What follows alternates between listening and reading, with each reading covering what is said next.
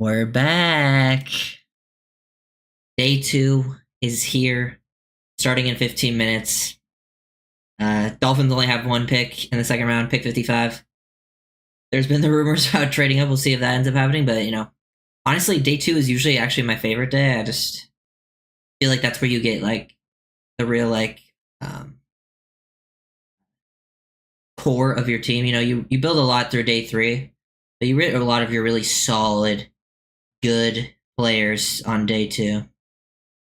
Lots of names to like here. I got a list of players I think that I would be interested in the Dolphins taking. But there's they could go in 20 different directions, and I wouldn't be surprised here. One thing I do want to bring up actually. Let's go. What's up, Scotty? Scotty Joe. But yeah.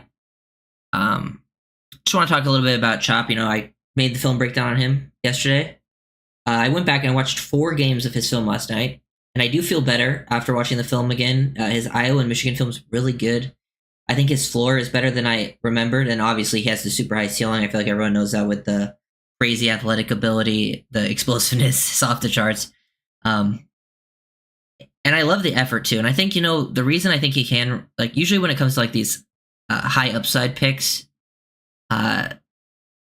there's a few things, I think they need to actually have a chance to reach it. And one is, age is important. Chop Robinson's 21 years old, very young. Some of the players that got drafted just here are 24. Another one is just the character. It's everything I've seen said about Chop. Just high character, which is great. So he puts in a lot of effort, which is always important. And it's the things that he needs to work on are things that are fixable, except for probably his length. He can't make his length longer, but he still does, a decent enough job. He has a couple moves, but for me, there's a few other picks I would have made. I think the reason I was most upset is because Troy Fatanu went one pick before. That's why I was really devastated. But that was right before the pick. And then day two, wow, this can go in a lot.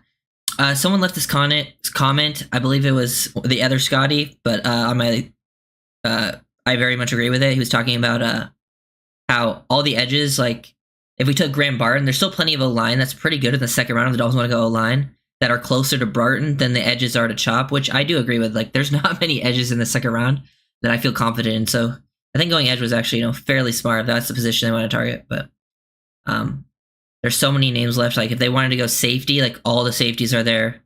Big names. Someone will be there if they wanted to go in there, whether it was Newbin, Bullard, even Cooper DeJean still on the board, but that would be more of a trade-up thing. He's not going to fall to 55. Yeah, I mean, he does have Micah Parsons type ability. We'll see if he gets there. I like the fit early about where he can slide to the inside, which will be interesting. But I do feel offense is pretty likely today. I think O-line or receiver, because I could throw every it depends. I know they were thinking about trading up. That was the thing. But there's so many receivers left. Lad McConkey, who I love. Troy Franklin, Adonai Mitchell, who I don't know how they're going to feel about those guys, but wouldn't surprise me. Roman Wilson, Jalen Polk, Jalen McMillan, all players that I would like. There's plenty of O-linemen left, Kingsley Suamatea, the tackles. There's Roger Rosengard, there's Karen Amagadigie, Blake Fisher, who's probably more of a round 3 guy, but I think once you get to 55, some of these picks could be surprising. Yeah, dude, I went to sleep so late last night. I watched so much Robinson film. Excited to see him play. He's super talented, very fun. He's very fun to watch. I mean, clearly has his weaknesses, but I understand why they went in that direction. Johnny Newton's still on the board. I don't know if they're going to go in that. He probably is going to go before the Dolphins pick anyways. And he has he's one of the most talented players. He's probably he would be my top player on the board right now, but I know he has the injury and off-field stuff that people are nervous about. So the tight ends, I hope the Jatavion Sanders stuff is smokescreen. Personally, it wouldn't be my favorite pick if they went in that direction. Because to me, Jatavion Sanders is just a receiver. He doesn't really give you much blocking, so I'd rather just go receiver if you're going to go in that direction. D-line, yeah, but there's a lot of D-lines that go Rook or Horo, Chris Jenkins, Brandon Dorless. I like all those guys if they want to go interior D-line. Christian Haynes, Christian Mahogany, Cooper Beebe, Mason McCormick, Dominic Puny. The guards are really still solid here.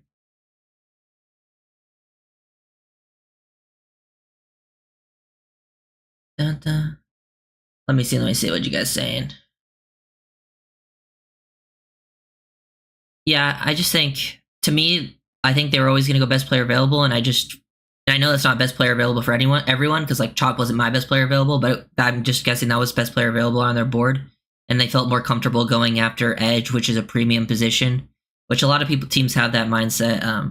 Because if you just draft for need, you can actually get yourself into trouble doing that too. So it's just a give or take thing. I think we have to see how the rest of the draft plays out for me to really judge just one pick right now. Yeah, I'm not. Sanders is one pick I don't want. I'm not a big Patrick Paul guy either, even at 55. But I'm guessing he'll be gone before 55, I guess. But Dolphins could trade up here. Yeah. I'm hoping guard or safety.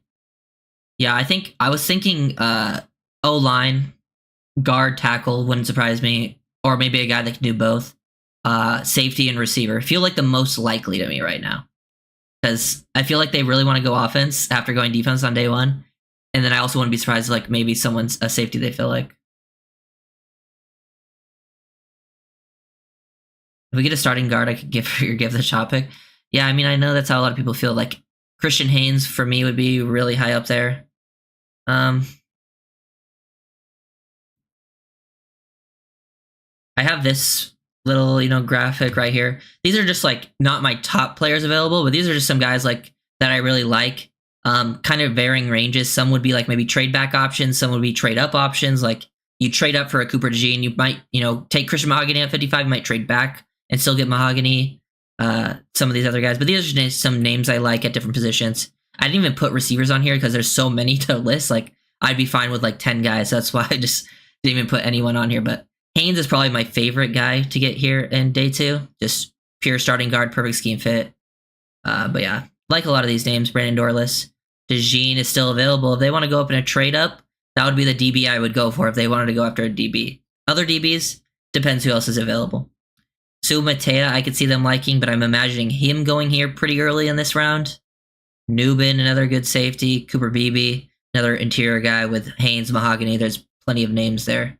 And then Rosengarten is probably one of the tackles I like the most. Just his athleticism is ridiculous. And I feel like he's a good scheme fit. And there was some rumors about Rosengarten even, sneaking into the round one last night, which I know people are kind of mixed on Rosengarten. I've seen him ranked from second to like fourth. I have him more as like a second type player, but I'm a big fan of him. Let me go here. Boom. Yeah, Jackson Powers Johnson. I'm imagining he goes here pretty early as well.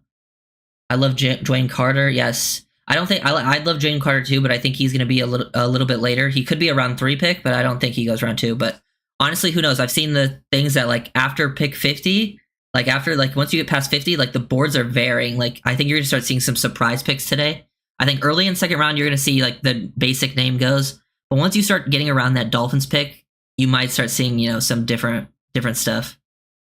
Who were the Finns trying to trade up at the end of the draft? Well, the rumor is they were trying to trade up with the Ravens, right? So I thought they were trying to trade up for Worthy or Guyton. But then they were trying to trade up with the Ravens, and Worthy and Guyton went right before the Ravens pick. So maybe they were on the phone with the Ravens before those picks actually happened. And then once that kind of fell out and those guys went. So yeah, I was thinking they were going up for Worthy or Guyton personally. Because I know they've met with both of those, or like they were interested in both of them. And one's O-line and one's receiver. But that's what I was thinking. And I think the reason Greer said that is because he probably thinks he can get away with it now because they're gone. Because I feel like if the guy he was targeting was still on the board, he wouldn't have said that in his press conference. I don't know, though. Yeah. See, the Bills fans are mad that they trade down so much. They wanted to pick yesterday. They're mad that the Chiefs took receiver. They gave the Chiefs Worthy, which is interesting.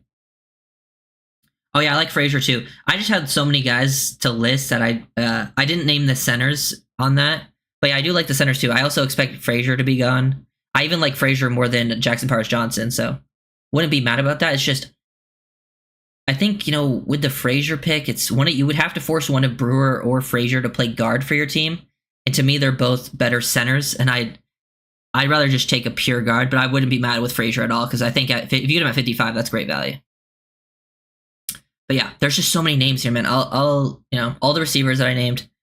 There's Kingsley Sumate at tackle, Kiram Amagadijier, Blake Fisher, Roger Rosengard. People have Patrick Paul, personally not for me, but then there's JPJ, Christian Haynes, Mahogany, McCormick, BB, Puny's good, Zach Frazier, even Brandon Coleman's a day 2 guy. He's probably more of a round 3 guy, but he's still probably a day 2 guy at O-line. There's a bunch of D tackles like Fisk, Rook, Jenkins, Dorless.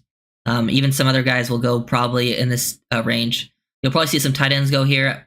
I don't know if the Dolphins will be interested. I know people are rumoring. I think the Sanders stuff is smoke. That's just my guess, though. That's what I'm kind of hoping. And then DB. There's a lot of good DBs on the board because they didn't go that early. So maybe they go DB that direction. Maybe someone who's a little bit of a... Because there's some good guys that I can think can play like nickel and safety. So they'd see playing time. But I think wide receiver no line's my guess of what happens here. Yeah, well, even if they trade down, you're probably not going to pick up another day 2 pick, though. Like, if you trade down, you're probably going to pick, you could pick up a round 4, depending if you trade back far enough. Or it depends, maybe you trade picks next year. I think usually I wouldn't be for trading up from 55, but the Dolphins are going to have 3 third-round picks next year, so if they do want to trade up, they can just trade one of their thirds next year and go up into, the 30-ish range, and that should be enough. And I would be okay with that. I don't want to trade too many picks, though, from this year's draft. Because I feel like we need all of the ones that we have. I'd be happy with a 4th, yeah. A 4th would be cool, but that's kind of tough to get. You'd have to trade back a decent amount in the 2nd. And you'd have to be, pretty early 2nd to get that, I think. 55, you'd probably have to go back to the 3rd to get a 4th. Just thinking of, the trade value charts off the top of my head. Do you think we trade down? I think there's a possibility. I don't think it's... I don't know. I feel like Greer isn't a huge trade down guy, so usually I'd guess no. But, I mean, there's always a chance. I think there's even a higher chance he trades up. Trade next year's pick. I usually would say no to that as well, but with the Dolphins having potentially so many, with having 2 third comp picks next year, I do think there's a much higher chance they use one of those than usually you would see, because I would say if they only had 1 third or something like that, they wouldn't do that. But with the extra comp picks from next year, they might feel more comfortable with that. I don't want to trade away too many picks because I feel like this team is very good right now, but needs to have picks for the future and needs to start hitting on draft picks, because if you think about it, their last 2 draft picks, our classes haven't been... there's not a high volume of it, so you need to start really building that volume back up of high-quality players. Trade a 3rd next year with our 5th to move up to the 4th for our safety, stay at 55 BPA. It's not a bad idea. Well, if you trade a 3rd next year, usually if you trade a 3rd next year, you can get a 4th. But I don't know if you would, usually something else. I don't know if it would need to be a 5th. I feel like you would only do that if you're kind of desperate for a player, which if you're getting someone you really love, then you go for it. But I remember when the Dolphins did, wasn't it Leonte Carew they did that for years ago? They traded 2 future thirds for a 2nd or something and took Leonte Carew. Or it was a 3rd and a 4th for a 3rd or something, which was not a good, which didn't work out. Yeah, I'm excited for the UDFAs because usually I haven't watched a ton of them, so I get to watch new film. Watching, the best thing about the Dolphins dropping Top last night is I hadn't watched Top in a while. I watched Top early in the process. So it's kind of watching him for, yeah, Crew. We have 8 plus 3 picks next year. 11 is a lot, yeah. 11 is a lot, but we haven't, you got to think, we haven't had any picks really, we only had 8 in the past 2 years, and this year we only have 6. After we pay the 2021 class, there's not much players after that. You got Achan, who's worked out, and the rest of the players, you have some UDFAs that worked out, but Cam Smith could work out, but you need some players to start building up the young part of this roster again. That's how you build for the future. Yeah.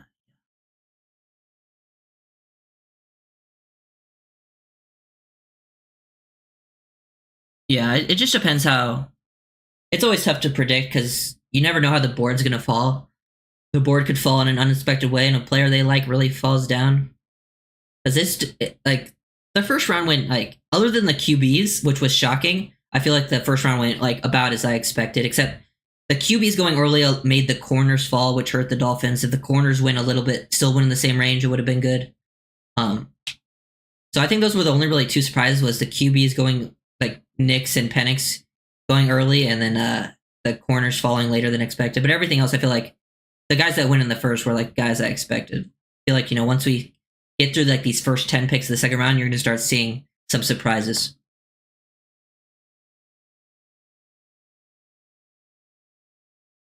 Oh. Now, I don't know if I'm going to stream tomorrow, day 3. We'll see. I'm at least going to do a recap stream of day 3, because day 3 is going to be long as fuck. And I do kind of just want to chill and watch the draft. But also, and the Dolphins don't even pick till like round 5 and 6. But I'm at least going to do a recap of it if I don't actually stream it live. And then I'll do film breakdowns on everyone for sure. Colts not taking a CB or wide receiver surprised me and cost us, I think. Yeah, that did hurt us. Trying to remember where the Colts took Latu, right?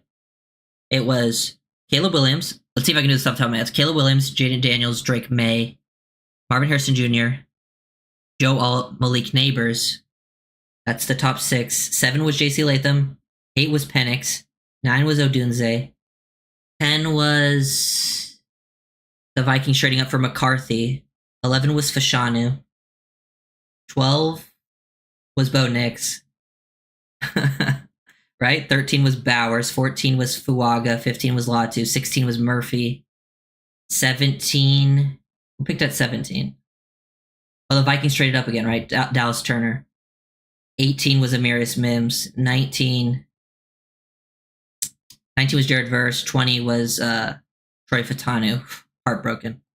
Then Chop went. Then Quinion Mitchell went. 23 was Brian Thomas Jr. 24. That was Dallas, but they traded. It was Arnold at 24. 25 was Jordan Morgan. 26 was Graham Barton. 27 was Darius Robinson. 28 was Worthy. 29 was Tyler Guyton. Who was 30? Nate Wiggins. 31 was the receivers, right at the end. Yeah, Ricky Pearsall and Xavier Legette. Boom, up in my head.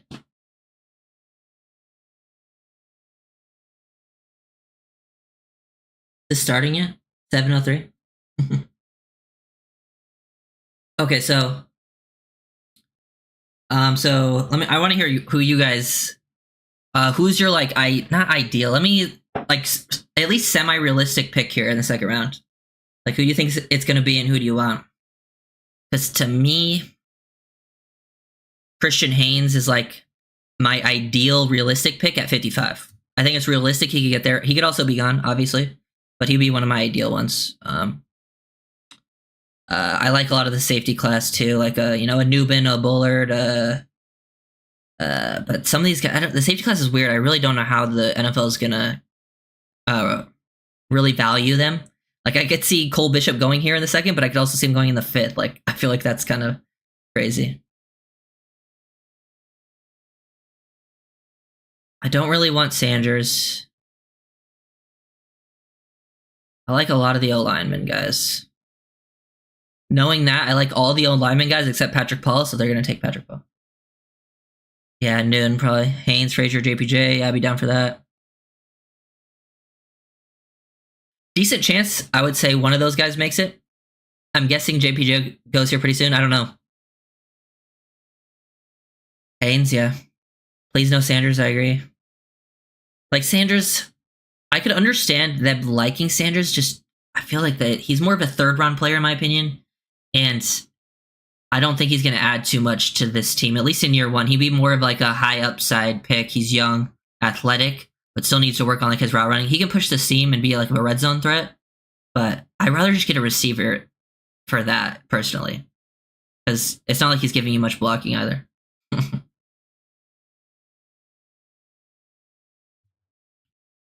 Trying to think, yeah. But yeah. I'm excited, hoping we get one of my guys, because even though I would say I like the chop pick, don't love it, don't hate it. He wasn't like one of my guys, so I'd love if they drafted like one of my guys. That's always fun. Like last year, Achan was one of my guys, and they got him. I also really liked Cam Smith, so I was happy with that one too. That one was just surprising to me. I didn't think they were going to go in that direction. Yeah, I wouldn't be. I'm okay with drafting tight end in this class just later on because I like some of the players that are projected to go pretty late, and I don't mind going like late day 3 at a tight end, taking a shot at that position. Should have taken Thomas Jr. instead of Schaub. Yeah, I mean, I probably would have as well, but I mean, I understand why they went Schaub. So we'll see how it ends up playing out. What about Senate? Is he a third round guy? I have him as I think he's the second best tight end in this draft personally, but I wouldn't be surprised if he went third round. I like Senate more than Sanders, and I also wouldn't be surprised if Theo Johnson becomes the second tight end off the board over Sanders. I feel like the NFL will like him. I like Theo Johnson, but to me, Theo is not the best scheme fit for the Dolphins. He's a little more. He doesn't have the yak or the blocking that I love. He's more like a seam threat. Goes down a little too easily. Like he's not quite Gesicki, but he has a little bit of Gesicki in his game. But I guess they could value that if they want a red zone guy. But just draft a receiver.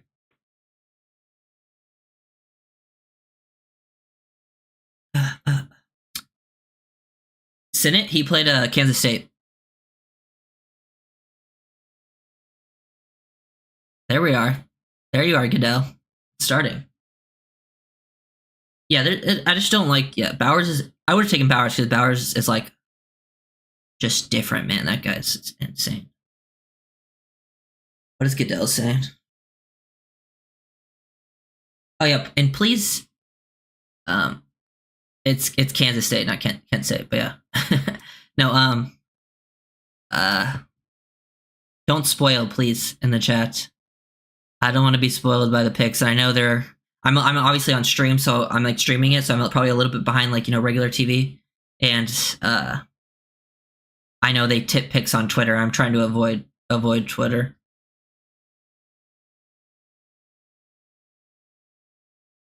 Let's see if there's any other players. Receivers. Like if the Dolphins traded up and took like a Ladd McConkey, I wouldn't be mad with it. I love Ladd McConkey. Or if they stay there and take a receiver like a McMillan, I don't know. Or they trade back and get a McMillan, that'd be even better because McMillan could potentially be there in a trade back. I think they're about to be on the clock. It's starting right now. Goodell's on the stage with a bunch of people. I don't know what he's saying, but I think he's about to announce that they're on the clock. So it's literally it's supposed to start at 7. So I'm imagining it's going to start here and actually in a few minutes.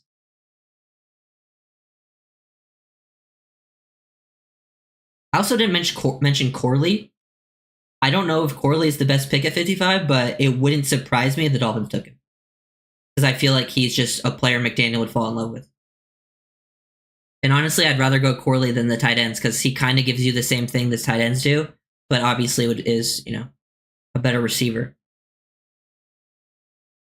Yeah, Ladd would be if they were going to trade up for a receiver. Personally, I would take Ladd. And if they were going to trade up for an offensive lineman, I'd be okay with a few different guys.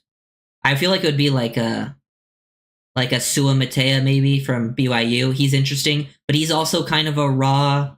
Kind of developmental tackle type. He probably wouldn't see much playing time in year 1 either, because he's really only a tackle only guy. He would be like an Armstead future replacement. So I'd rather go with someone that would be like immediate impact because I think Chop will make an impact, but he's not going to be like a full-time player. He's going to play for sure. He's going to be in the rotation, and early on for sure he'll be in the rotation with the injuries. I don't know what's happening. Oh, is this the Michigan team? That's what's happening here. Yeah, they're in Detroit. Yeah, Corley's fun, and he's just like he has his things he can work on. I really would like to see a better route tree from Corley, but like sometimes you just watch a player, and I've seen so much of McDaniel's offense, and you just feel like, oh, that's a guy McDaniel's would love to see in that scheme, and that's kind of how I felt about Corley. Dun, dun, dun, dun. Okay, Michigan, you already won long time ago. It's already been celebrated. Let's get the show on the road.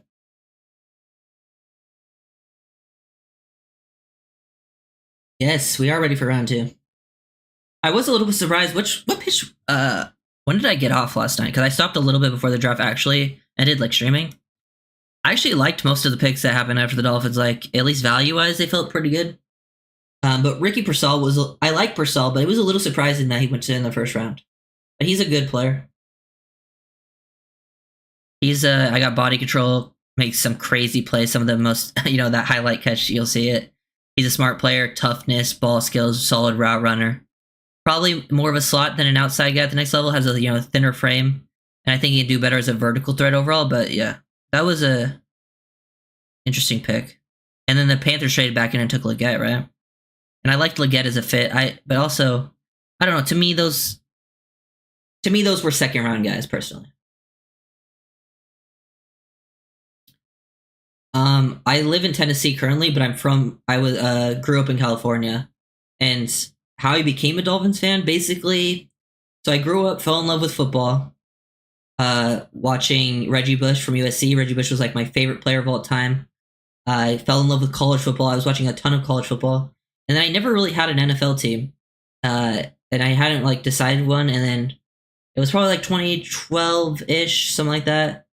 That I didn't really have an NFL team, and I just like I liked some of the players on the Dolphins, and then Reggie Bush went there, and I was like, you know what? I'm gonna become a Dolphins fan, and I just become a die-hard Dolphins fan ever since then. And that's like when I fell in love with the draft around that time too, like the 2013 draft. From then on, I've been just hardcore studying it. But I love Reggie. Reggie's my guy, man. I'm so happy. I'm so happy. I'm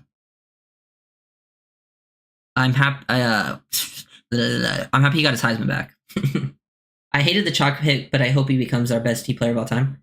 Yeah, that's something. It's fair to criticize and dislike these picks. I think hate's a little bit of a strong, but I mean I get it. Like I liked it, don't love it. I understand it for sure. Like I like him as a player. It's just a little bit of a reach for me. So and Fatanu went one pick before.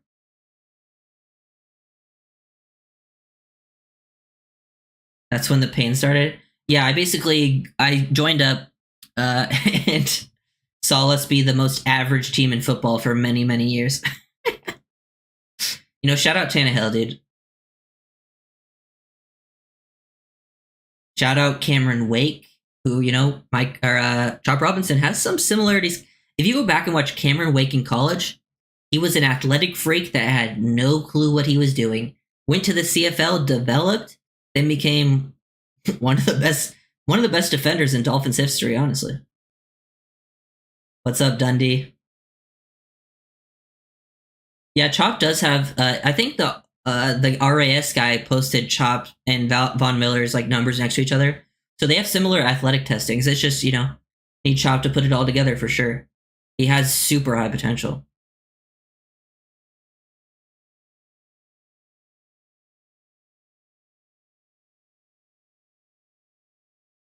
Yeah, who the Bills gonna go for? There's 3 minutes and 44 seconds on the clock for me.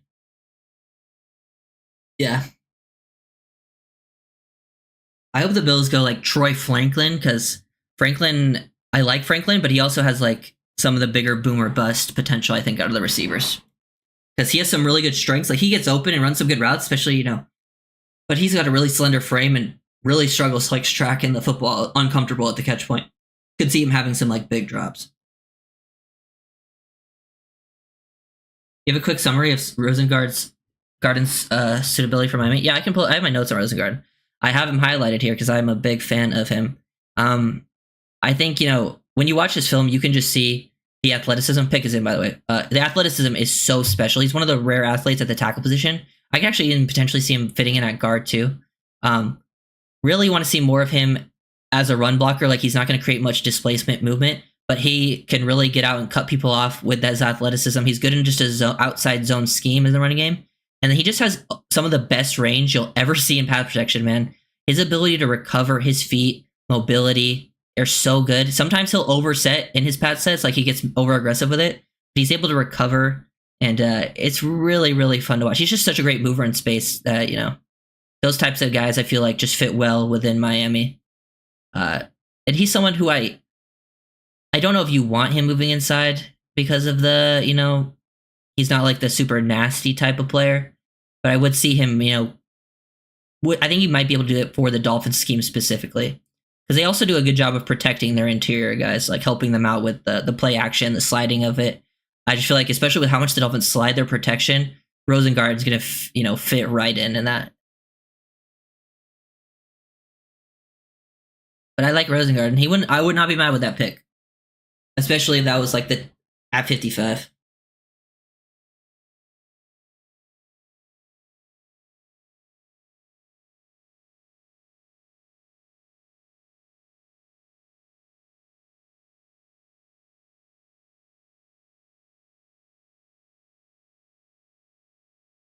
Do you have an eidetic, or I don't even know how to say it, but I think that means like, yeah, it means like what, photographic memory basically. I don't have a photographic memory. I feel like I used to have a really good memory, and nowadays I still have a pretty good one, but I feel like it's not as strong as it used to be. Like back in the when I was doing the draft like a long time ago, bro, I feel like I knew every detail about everyone. Nowadays, I don't know if that's quite the case anymore. Like I still know a lot about players, but it's not quite the same. Oh, here it is.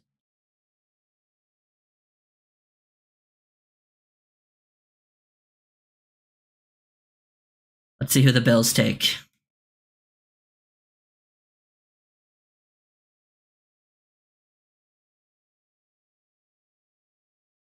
Here it is. They took Coleman. Okay. Interesting. Honestly, not mad about it. Coleman was not one of my guys personally in this draft class. Um, and that's not to say like he's a bad player or anything. It's just when it comes to styles of players, he's not my favorite type of receiver in the class. Like I'm more of a separator guy, but he is one of the best like strong hand. Like I was talking about Franklin earlier. He's kind of the opposite of Frank. Like he's very, very strong at the catch point. Probably the best in this class. Huge body, great body control. And you know, even though he's not the most athletic, explosive guy, he is pretty good after the catch. Like he'll make you miss, but he's not going to create a ton of separation. So, but he's like the physical type, big X that you kind of just chuck that ball up to. What's up, Jinkity Jim? Keon Coleman. So that's who they decided to go. So they passed on basically Worthy and Leggett for Coleman. It could work out for them, and then they picked up picks. I had Coleman as a second round guy, so I didn't have him early second. So maybe it's not like my favorite pick, but it's not a bad pick for the Bills. But he's not one of my guys, so I can easily root against him. Yeah, I do feel like Allen. That is an interesting pick because I feel like when Allen really stepped up his game, like when he got Diggs, that's when he became to the next level. And when he had there was that one year. Was it 20? I don't know. It was like a couple years ago. There was one year, and if you looked at his offense with Diggs and Beasley, and just the offensive scheme, the receivers Allen was throwing to, I swear to God, for like every game, they were like 10 yards of separation. It was insane. I feel like Allen is a really good thrower when he's throwing to. He's a better quarterback with separators. Trade? What just happened? Did the Chargers just trade into that pick? Who did the Chargers trade with? I kind of missed who was supposed to be on the clock.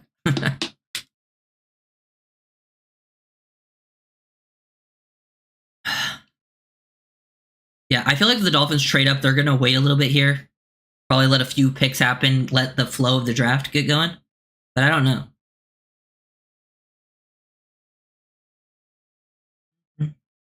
Okay, so here it is. The Patriots.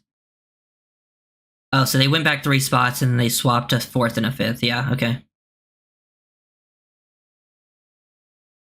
So that's what they're doing out here.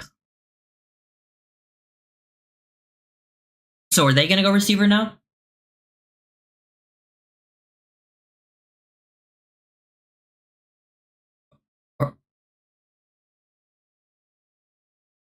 are they gonna go?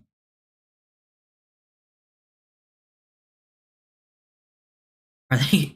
He was talking about they're gonna get trenches again. I think Rappaport was saying that. They should go like Lad McConkey because I feel like Lad McConkey, Herbert's another guy where I feel like, you know, especially with the weapons they have. Look at their weapons. They have no one on the team that can get open. They need a separator, man. But yeah, I guess they could go. Are they going to go like a JPJ here?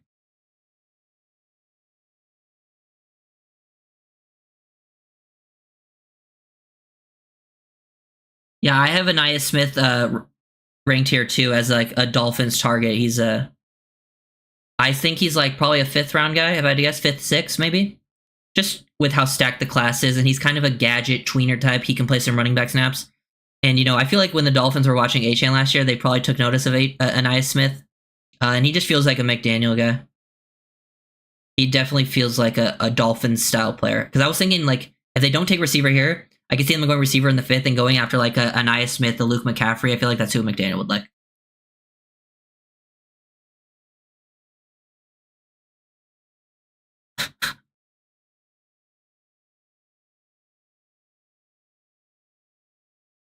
What if it's, like, Blake Corum? That'd be so funny. It's going to be in, like, a French, like he said, though. They went Lad McConkey. Rappaport was wrong, and I was right initially. I shouldn't have listened to Rappaport. That was what I initially said. Damn it. That actually annoys me. I love Lad, man. Lad's a good player. Yep, dude. And, yeah, just one of the best separators. He's my 5th receiver, manipulative route runner, knows how to attack leverage, work pace, gets in and out of his breaks, super smooth. One of the best double move guys in the class, just natural separator, alignment versatility, yeah, double move fiend. I think he can show a little more consistency at the catch point, especially he struggled with that in 2022. I think with some of his tracking has limited catch radius, but he's not the biggest guy, but he's not your typical white receiver.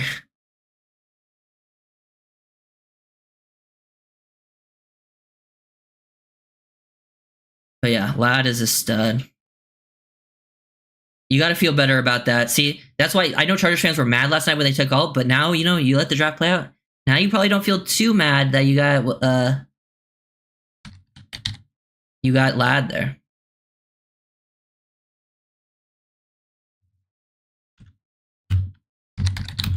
Because you get a pretty quality receiver. He's literally, dude, if you play fantasy, he's probably their number 1. Like, right? Their roster's terrible. Next up for Miami is Polk. I wouldn't be mad about that. I like Polk a lot. He's one of the really solid guys. If Polk was just a little bit of more of an explosive athlete, man, he'd be so good. He already is really good, but like he would be a top receiver in this class.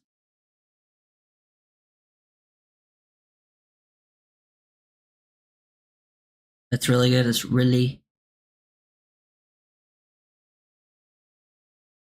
I guess we're about to see the wide receiver run. Yeah, it's been like, what, a bunch in a row now? Yeah.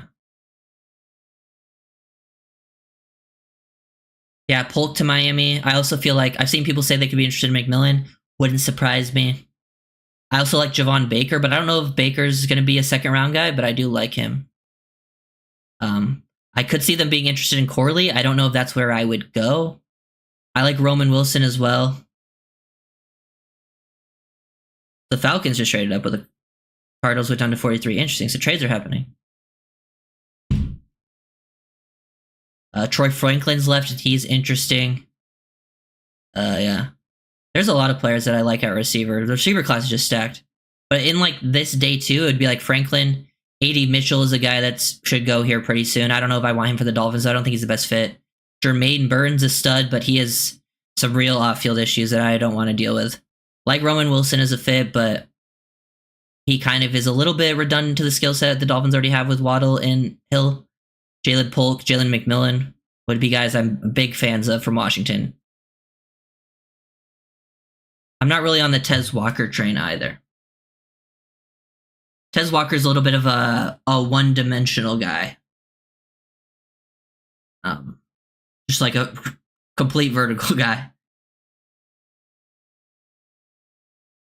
Yeah, McCaffrey. I think, on like a day 3 and an Nia Smith or McCaffrey, I'd be very good with that. Or even like an Anthony Gold late from Oregon State. Even, he's interesting too. He's kind of a late round. He's like a late round McConkey, Roman Wilson type. Yeah, I have seen the questions about his character too, but I'm not sure what it is because I haven't seen specifics. So it's always tough to, take that all of that stuff true because also, you haven't met these guys. So it's always, I don't want to like judge them too, like the character stuff when, it's hard to say. Taj Washington, that's a good shout. There's a lot of good players, bro. Jacob Cowing and Malik Washington, I think they're both like probably 3rd or 4th round guys, probably more 4th round guys due to the class. But those are 2 of my favorite players to watch in this class. I don't know if the Dolphins are going to take them because they're not in that draft range. But if they ended up with them somehow, somehow trading involved, I wouldn't be mad because those are 2 of my draft crushes and they're studs.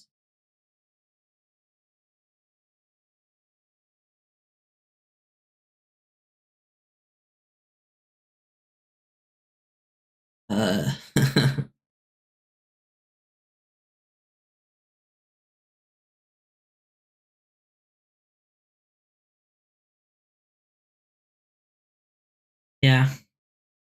AD Mitchell is like, to me, AD Mitchell and Troy Franklin, they're like the 2 receivers left that could be elite or huge bust, in my opinion, because they have some really good strengths, but the biggest weaknesses that concern me, like their strengths translate really well, but their weaknesses are also ones I've seen receivers fail with most at the next level. Like Mitchell has some question with like, his effort and stuff, and he's not giving you much yak. That's why I personally don't like him for the Dolphins. Troy Franklin is a guy I like a lot with like his dynamic moving, his route running. He's pretty smart too versus zone and, deep threat, get a line all over and runs his routes really fast, but like really thin frame. Play strength isn't good. Tracking isn't good. His ball skills, like he really has to slow down at the catch point, which is disappointing. But yeah. Is Baker an X? Javon Baker? Yeah, he's probably like, I think he can play all 3 spots, but he did play like a lot of X in college. Where the Falcons taking?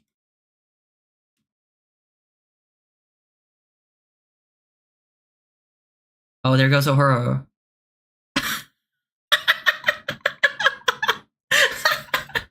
I do not envy that guy, bro. I've been trying to say that guy's name for a long time. Yeah, I don't want Mitchell either. He's one of the receivers I would avoid personally. But that's so funny. or I've been avoiding saying that name on stream for so long. I literally just have his name written down as Rook. But he's fun. He's fun. He would have been a guy I wouldn't mind. Not one of like my favorite picks at 55, but he wouldn't have been a guy I mind. He's super high upside guy as well.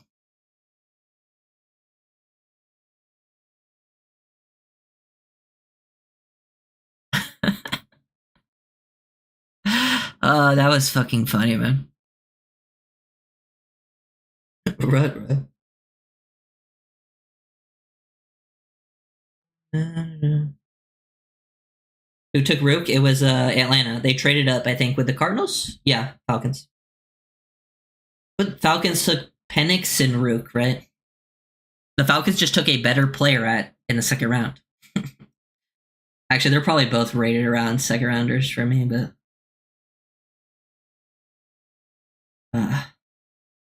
yeah, he did. He did try. He fully committed, and I respect that. I respect that because for me, I would have just said Rook and walked off stage because he was hesitating. He's like, did he not read the card before him? He just looked down. And was like Rook, and it was like, oh shit, oh horror. Ahead of noon, yeah, the noon stuff seems real, man. The injury, because if it's one thing, usually if it's one problem, people will take the chance. But now that it seems like if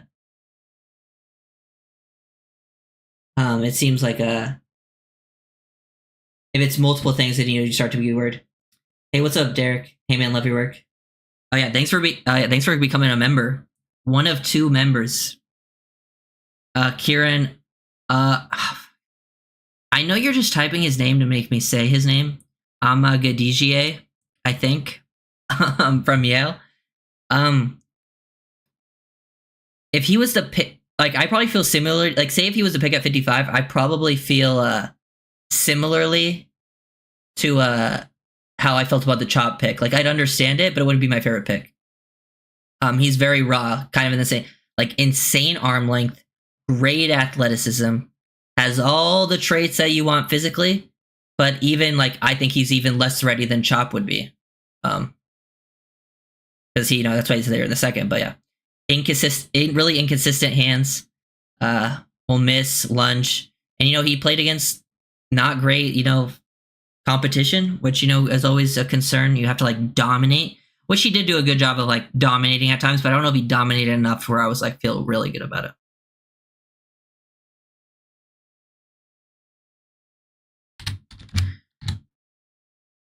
Boom, boom, boom, boom, boom.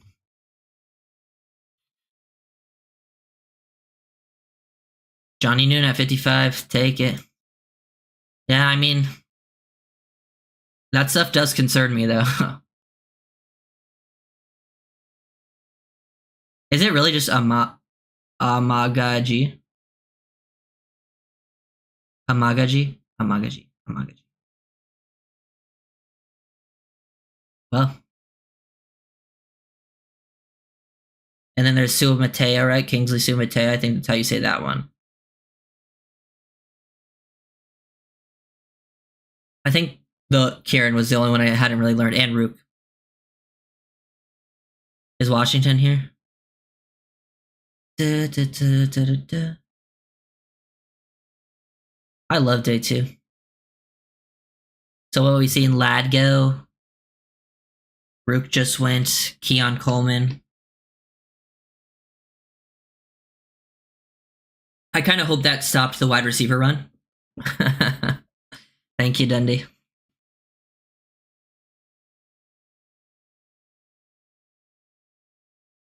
To the Dundies. Yeah, on the guy, I could see it was Cap, so I was like, that's why I started saying with a little more emphasis.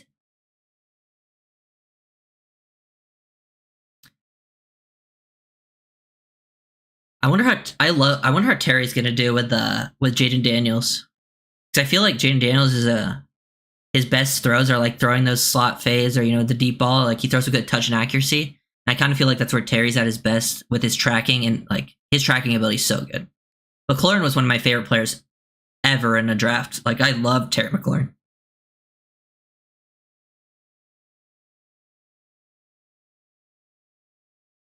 You like Kingsley? Yeah, I like Kingsley. I feel a little more comfortable with Kingsley than Kieran. But it wouldn't be like my favorite pick. I would like it, but he probably wouldn't play much in year 1. That's like the payoff. He's a future guy. But he has a lot of upside. Freak athlete as well. Very similar to the Yale guy. Yeah. I've seen the rumors. I don't know. Like, I feel like they're always trying to trade back up, but like, how serious is it actually? Like, they're probably trying to lowball people and maybe someone bites, but so I don't know how serious it actually was. Because trading up from 55 to get back into the first is rough. It's not very easy. Most teams don't want to do it. Someone take Sanders, come on.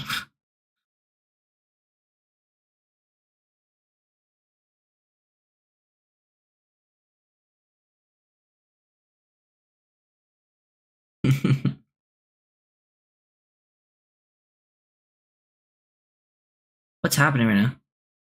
Did they say this is Daryl Green?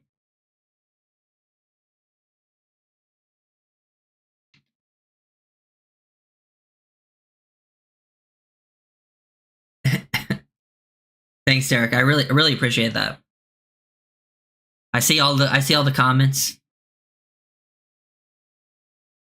All right. Kingsley cousin, yeah, his cousin is Penny, so I forgot about that. I remember reading that a while ago. NFL Bloodlines is always nice. Yeah.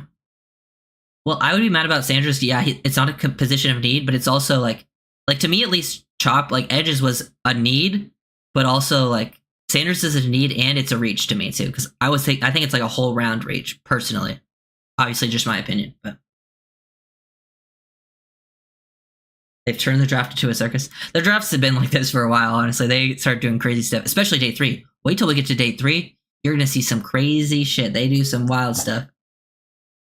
I'm pretty sure they've had animals announce picks, haven't they?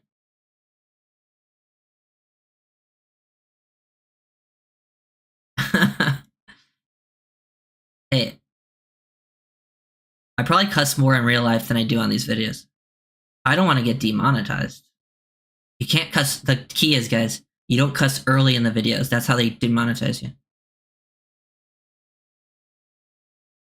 Here it is. There's Newton. He's gone.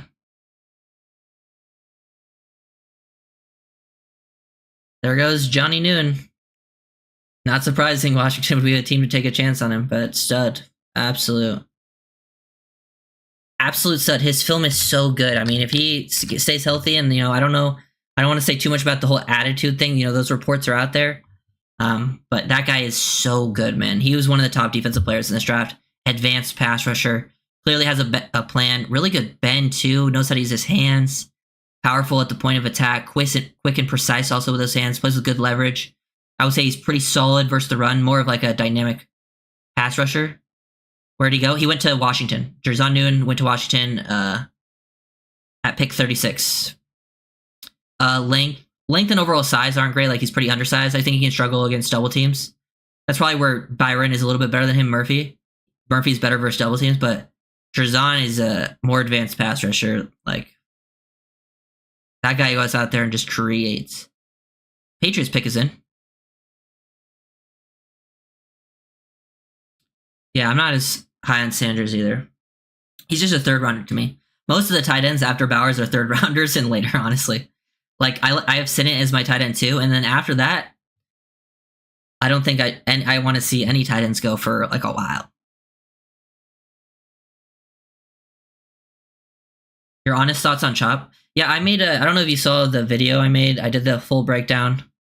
Like, I understand it as, as a pick. He's only 21. Very high character guy, which is great. And obviously everyone knows the potential. Like, he's an unreal athlete, insane bend and explosiveness, best get off in the whole class.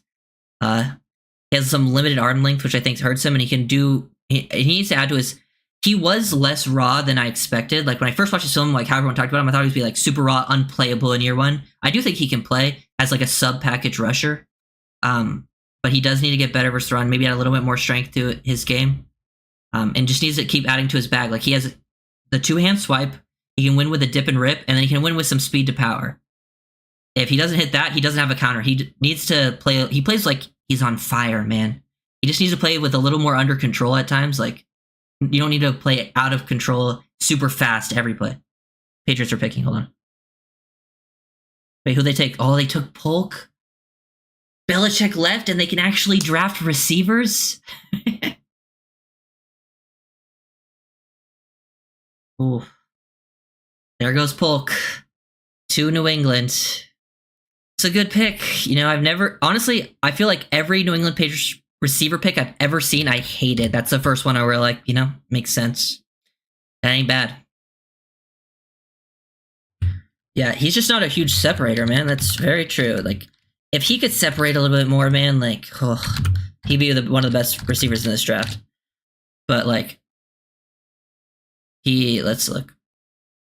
Very nuanced players. Like, he has the best, like, hands, like, late hands in this class. Like, when he's tracking on the field, he shows such late hands, catches everything. He has a dog mentality, very physical, super competitive, just the type of guy you want on your team. Body control is there. You just want to be a little more explosive in pretty much all facets, with the ball in his hands, with his routes. But that's a good pick. This wide receiver run is happening. His hands are crazy. Didn't they take Ladd? No, Chargers took Ladd. Sorry, I don't know. Some of you guys are probably not actually watching the draft, so I'll try to say who takes who from now on. I'll be a little more clear with it.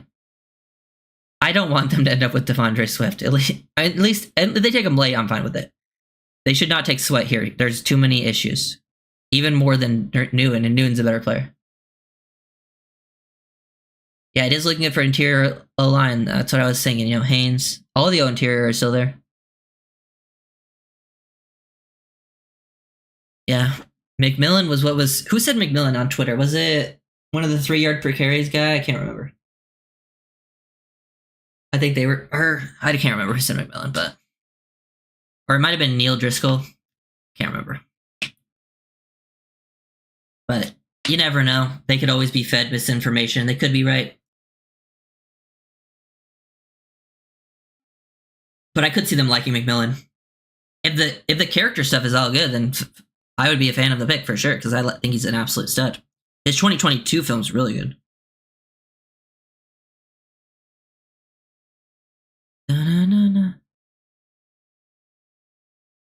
I didn't follow college players at all last year. Last year I had all my picks lined up.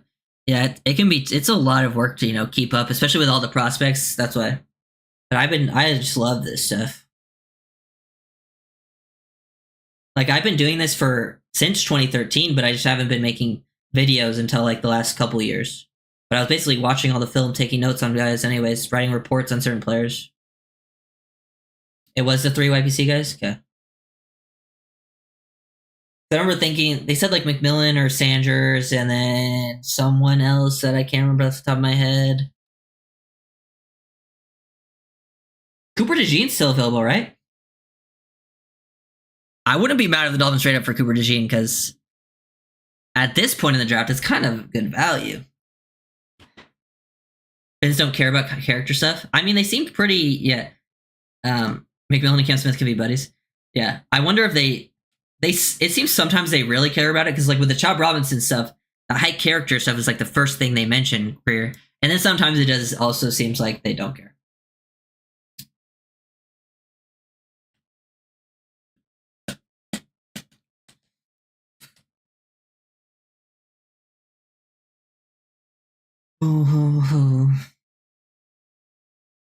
Personally, I just like to take good players that don't have off-field issues. Like, I understand going after some of the guys that have off-field issues, especially when the value's there, but it's like, if I have a player rated similarly, I'm just going to take the guy that doesn't have the baggage just in case, because sometimes those guys don't work out or have a higher chance of not working out. JBJ's still on the board. I wonder because he has the injury stuff, and he has, the injury stuff is like really what's making him fall. I also was watching someone last night, I think it was Finside the NFL, and he said he had sources at Oregon who called him soft as shit or something. I don't know how true that is. I don't want to put that stuff out there, because I really like JPJ's film. He doesn't seem soft on film. That's at least not what the film says. But like, hey, oh my god. Flashbacks, dude. Dude, Jonathan Martin played at like, what was it? It was like it was Harvard Westlake in high school. And I played against that high school, man. And it was the softest team I've ever played against. And he played against that. He wasn't at that high school at the time, because he was a little bit older. But I just remember hearing about that afterwards. But then the Richie, I don't even know what happened, man. With Jonathan. I can't even remember, like, the Richie Incognito. So that stuff was crazy. Richie was insane. That bullying stuff was insane.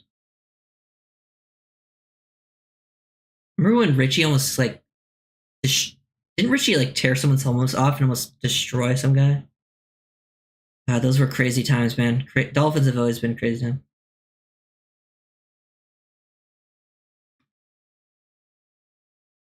He like kicks better than DeJean? Interesting. I think DeJean can do it all, though. That's why I really like him. DeJean gives you a little more coverage versatility as a star, but I do like Jaden Hicks. Yeah, I don't know. Being a prick isn't that bad, bro. As long as you're like not a huge piece of shit. The Titans took Sweat? good pick for me because I did not want Sweats. And if they were going to take him in the second, that means any team going to take him in the second. Because, damn. Bro got a DWI like 2 weeks ago, 2 weeks before the draft, and weighed like so much. But he's super talented, so. My God. Titans went Sweat, man. Like, talent-wise, this is probably the range he would go-ish. But he's a huge nose tackle that's going to hold up really well versus a run. Probably the best nose one tech in this class, like talent-wise. But I don't know if I would draft a pure nose one tech right there that has a bunch of character issues. Ooh, Mustafa's a good shot. I like Mustafa as well, but Mustafa's more of a day 3 guy. I really like the safety class. I'll tell you the guys I like, especially at their value, right? Like, I like Newman. I like Bullard a lot. I like Dadrian Taylor Demerson's film a lot, too. I like Hicks. I like Mustafa. I like Tyke Smith. He's like a nickel safety, though. Evan Williams is a fun late round guy. Jalen Simpson's pretty fun. The Rams just trade up. Cole Bishop is a guy I really like. I like a lot of players in this class. Then there's some other guys that are like later round guys, like Trey Taylor, Oladapo from Oregon State. I played safety. Safety is one of my favorite positions to watch, and I played safety, so I've definitely always had, like, I feel like there's a safety usually every year that I fall in love with. This year, I don't know if I have, like, one specific guy. Like basically, Antoine Winfield Jr. was my favorite player in that class. If there's an Antoine Winfield Jr. type, that's my type of player. Down to the last, the Rams pick is in. But yeah, I love players like that. I think Bishop could be like a third safety in this that could play like a big nickel in this defense and start, and like not start, but like play significant snaps. What about Nealon? Marshawn Nealon? Well, he's an edge. I don't know if I see the Dolphins going edge, but where are my Nealon notes? Is that the one that got deleted? Oh, there it is. Okay. Yeah, good motor, very physical, plays a lot of power, has some pretty good quickness to him, and he can play like, from edge to 4-eye pretty decently. Does a good job versus the run, good leverage. Tested well too. I think he tested well better athletically than I thought he would, which is nice. But he relies a little bit too much on his speed to power. And then he needs more like counters to his game.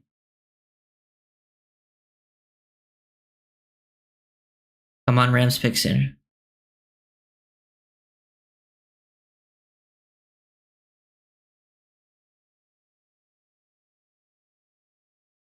Oh. He was surprised. Is it a quarterback? No. Oh. It said Brandon's. Braden Fisk. The Rams took Fisk. Oh, yeah, they did take Verse in the first round. Yeah, so they took Verse and Braden Fisk, both Seminoles. He would have been someone I would have been pretty cool with at 55. I just don't know if they're going to go D-tackle. They added so many D-tackles. They already went edge. And honestly, Chop Robinson in passing situation can probably give you some snaps on the interior. Like, he's not going to play on the interior, like, unless it's like third and long, obviously. But like, some of my favorite reps were from Chop standing up, like in the A gap or the B gap. The Rams did kind of take some guys that we would be considering, but that guy is an explosive 3-tech, man. Super explosive 3-tech. Not gonna really, pretty limited length. Not gonna hold up great to stack and shed. Not a 2-gap player, but first step is there. Plays super high effort. Really good athlete too. Gotta love his toughness. Just a fun player for sure. Donald's replacement. Yeah, I mean they drafted Kobe Turner last year. He's good too. I mean no one can really replace Donald, but he is their replacement technically.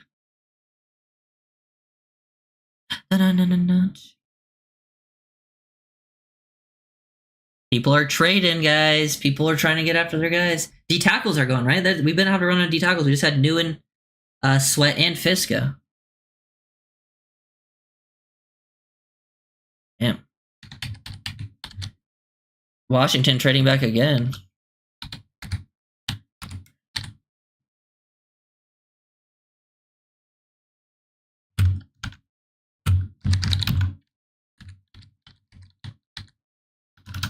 My name is. My name is.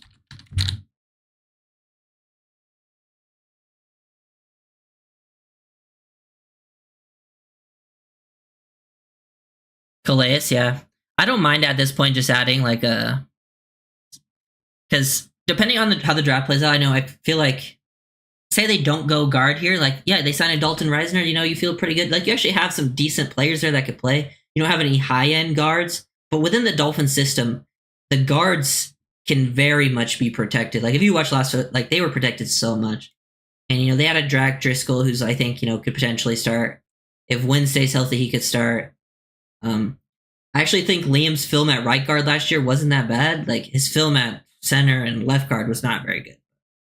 Has depth, that's fine. Robert Jones played pretty well when he has to play. So they have bodies at guard. It's just like I wouldn't be surprised if they just kind of avoided guard right here and then added guard after the draft.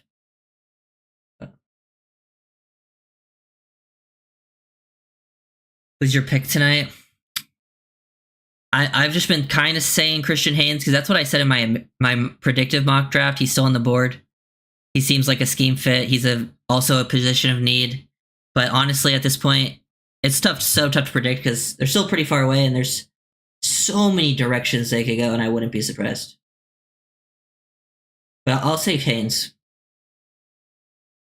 A shot.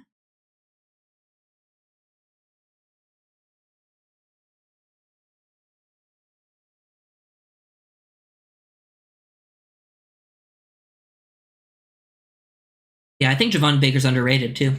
Honestly, you might be able to trade back and still get Javon Baker, so wouldn't be mad with that. Either Baker or McMillan or Roman Wilson, I feel like, and Franklin and A.G. Mitchell are like the names you're probably going to see come off here. Even though I wouldn't take some of those guys.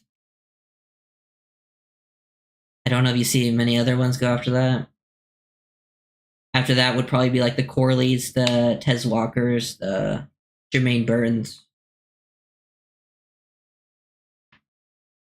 Jamari Thrash. But I guess if they don't go receiver, they're going to go OBJ. Sign OBJ.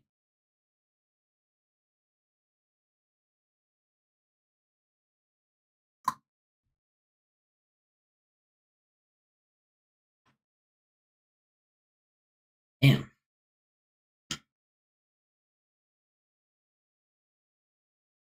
Yeah. I'm totally for drafting a guard here. I'd be happy with guard, receiver, potentially safety. I like the players that will probably be available at those positions, at least some of them. Maybe a D tackle, maybe. I don't think they should go edge again. I don't think they should go after any of the tight ends. I don't think they should go after any of the off-ball linebackers. Definitely not running back, and then definitely not quarterback.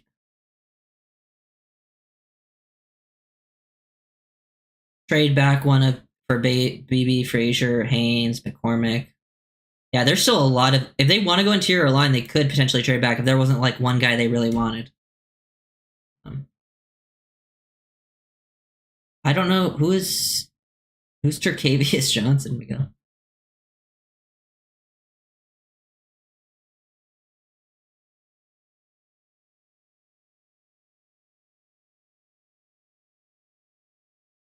Johns. Who's announcing this pick?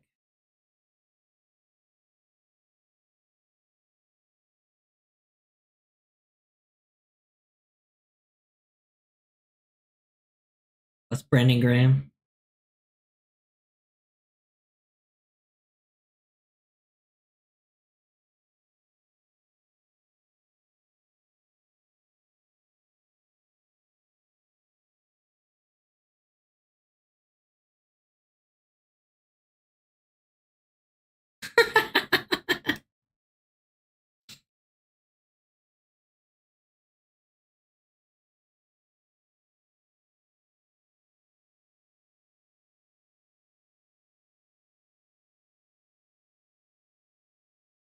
Come on, Brandon.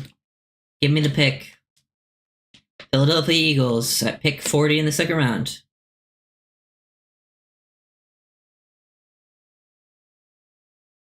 And it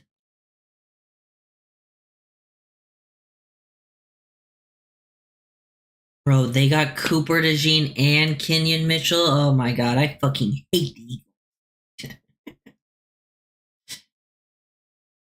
They got some studs, man.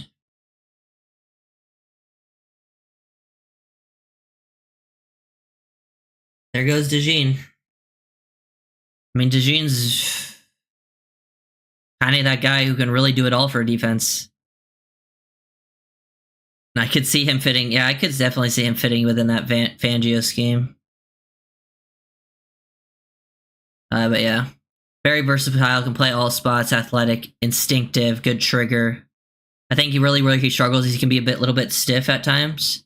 When he's playing man to man, which gets him in trouble. But just has a knack. He can play physical, play down versus run, play inside outside. But yeah, just a smart, good player. And very, very athletic. He's just, dude, if he was a little more fluid when he was in man-to-man coverage, man, he could be. And yeah, he's also a returner.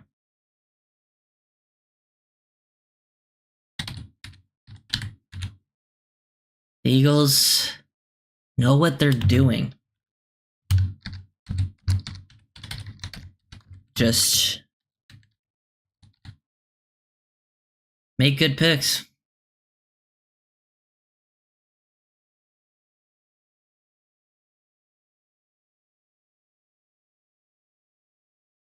Yeah, they got really good value. Because Mitchell everyone thought he was being gone by 22, and then a lot of people had DeJean as a first round guy, late first round guy.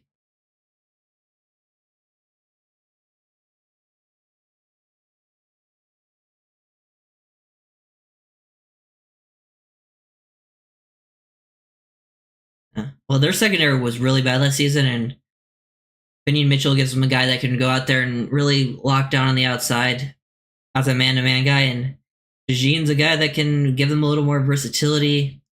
They're going to play a lot of zone match coverages. That's what they did. That's what Fangio does, you know. And he could play inside-outside safety. Here's the Saints pick 41. Getting closer, guys. And there's still some good players left on the board. But the Saints traded up too. Everyone's trading.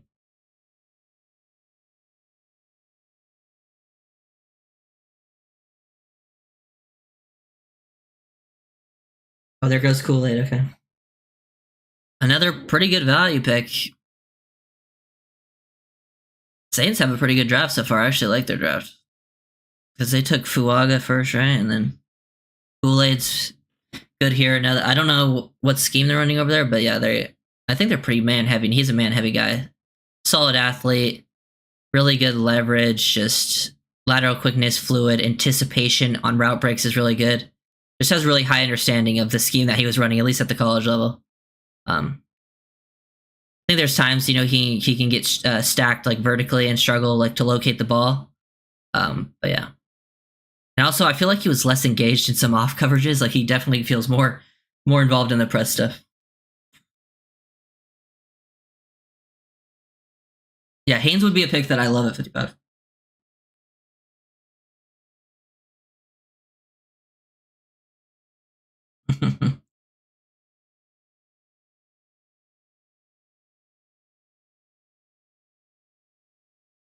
Yeah. JPJ, you think it's be JPJ? I don't know. I mean, I wouldn't be mad with it. At 55, at least, it's pretty good value. JPJ is a stud. I feel like that would make a lot of Dolphins fans happy. But also, I don't know. I just feel like there will still be other guys there that I like even more.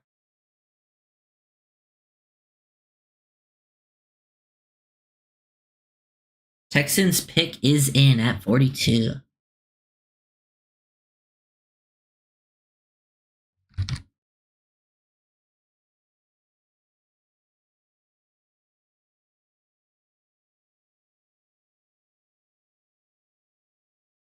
I feel like they're going pretty fast, which is good.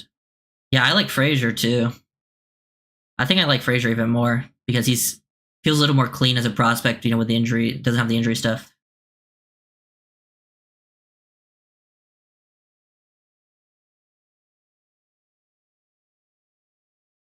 Have any interior linemen really gone other than Graham Barton? I don't think so. I mean, if I guess if you're like Jordan Morgan or Fatanu could play guard, but they are also guys that can play tackle. I feel like Barton's like the only one who would actually play interior who's gone so far. Because Barton's an absolute stud. Yep. The DB run's happening.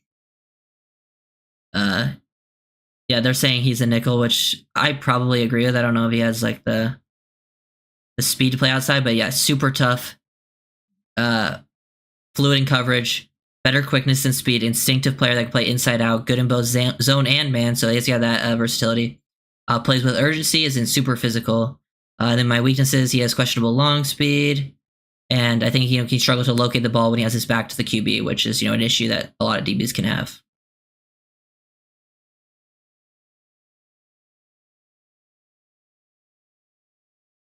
Yeah, Frazier broke his leg, but I think the stuff with JPJ is like people might have concern like long term with the injury he had.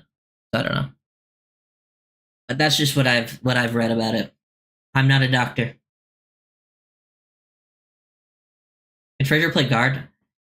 I think he could, but I think he's more of a center.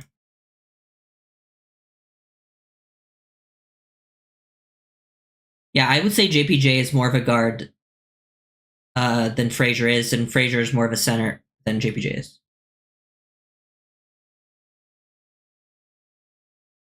I'm pretty sure Miguel's just making up names in the chat.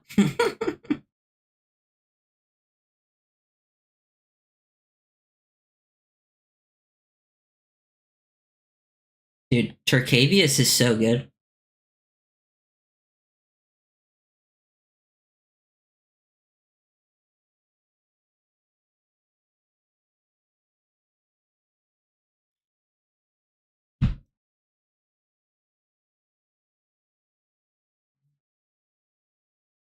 Yeah.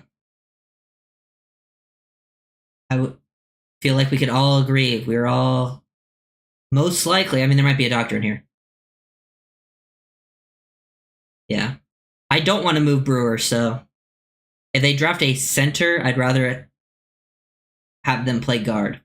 Because I think Brewer is like a center for sure. Like he's played guard, but he's way better at center. Twerk for sure.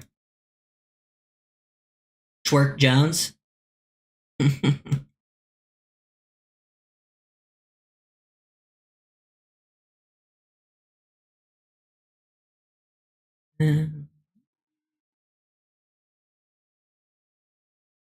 me check something.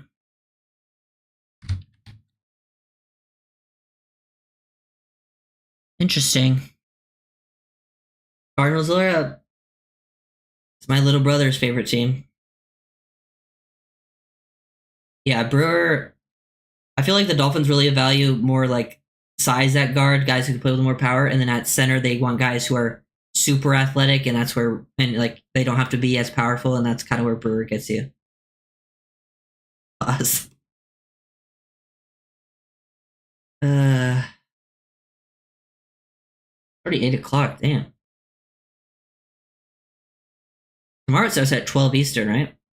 The day 3, which is great. I love that.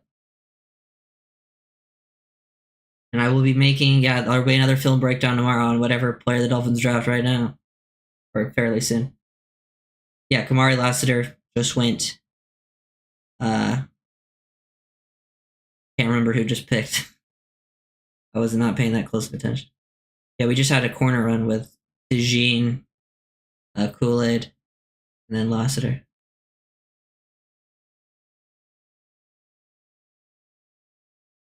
I got into film study probably back in like 2013. That was like when I first started watching like broadcasts and highlights. I didn't get to really start watching like all 22 until like a few years later. It was something I always really enjoyed, and then I joined the scouting academy in like 2018, where I got like to even boost my knowledge more. But I started doing it for fun back in like 2013.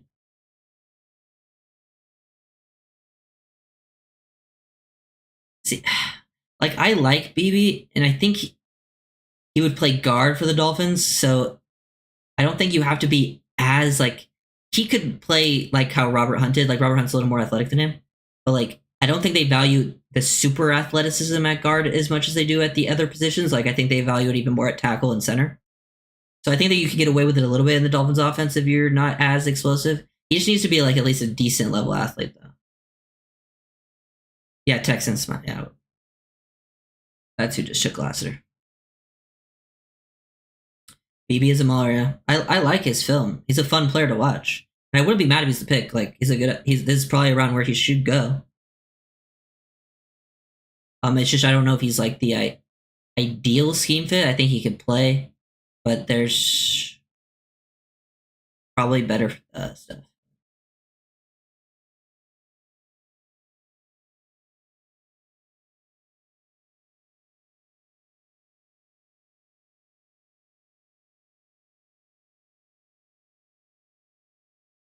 Cardinals.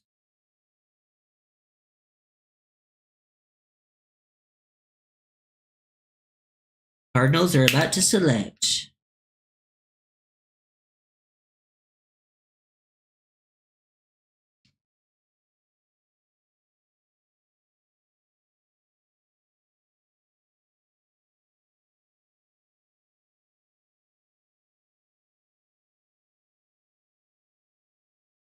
Yeah, let's hope linebackers start going.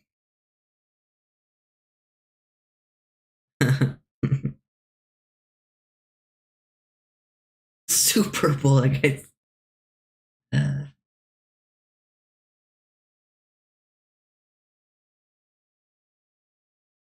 Max Melton. Wow, interesting. I actually like Melton a lot. I just didn't know if he was going to go right here. They're starting to go. The people are taking players. That guy, yeah, twitched up. That's a good work for him. Like versatility to play inside out. Can play also man and zone very well. Good athlete. Very physical. Like just tough player. Good twitch, obviously. He's very anticipatory too. I love the anticipation that he can play with, which is great. Great hustle, and he's also just an insanely good special teams player. Man, that guy has a feisty, competitive nature. You see the special team stuff, like he blocks up a lot of punts.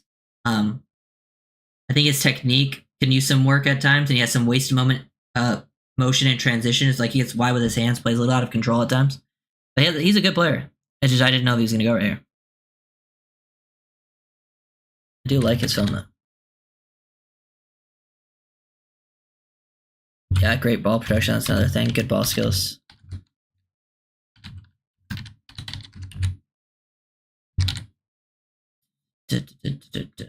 Raiders.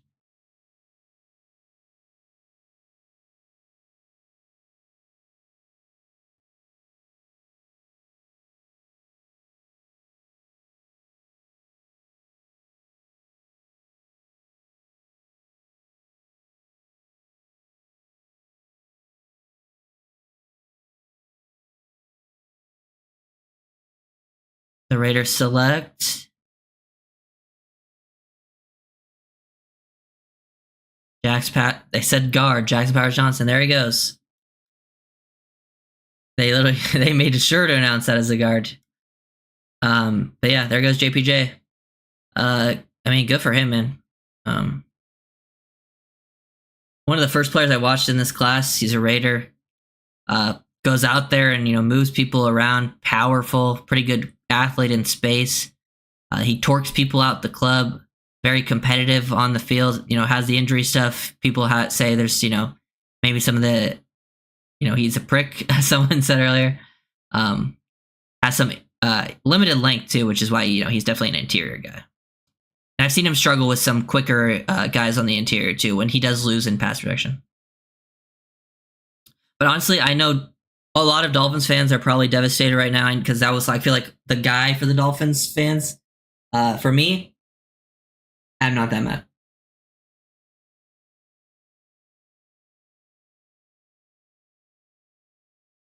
Plays like a Raider. Yeah, he feels like he could be a Raider. Packers, pick is in. Pick 45, guys. 10 picks away. Let me go to my...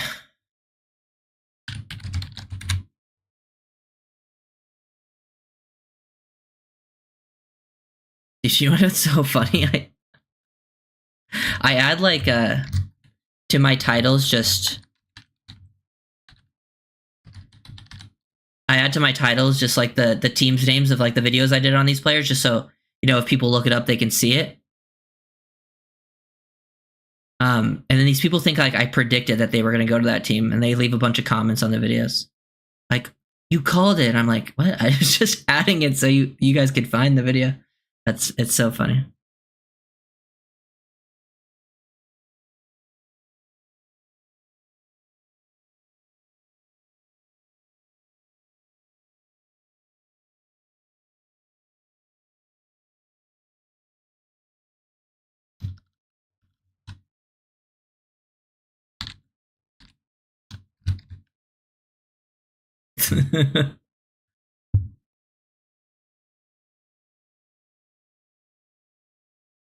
Packers took Cooper. Good.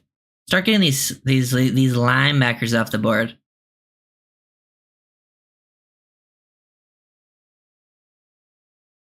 Dun, dun, dun.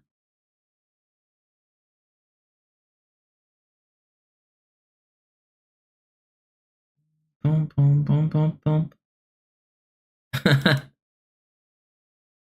Cooper's pretty fun though. What are my notes on Edge?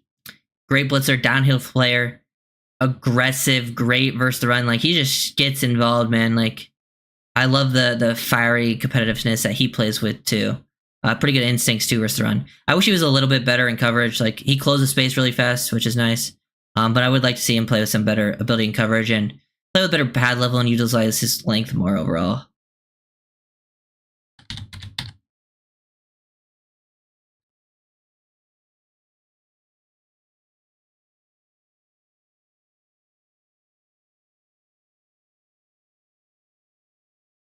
Panthers straight up.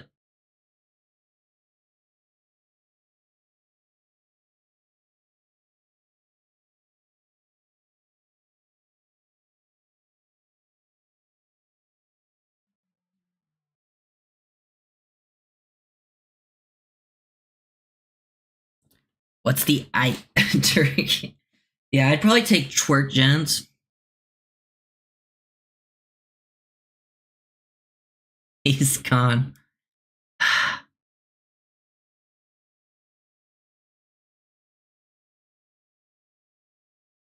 What other picks do we have? We have pick 158, which is a 5th rounder. We have 2 6th rounders, which is 184 and 198, and we have a 7th rounder that's pick 241. So after this pick 55, we do not pick in the 3rd and the 4th, which is unfortunate.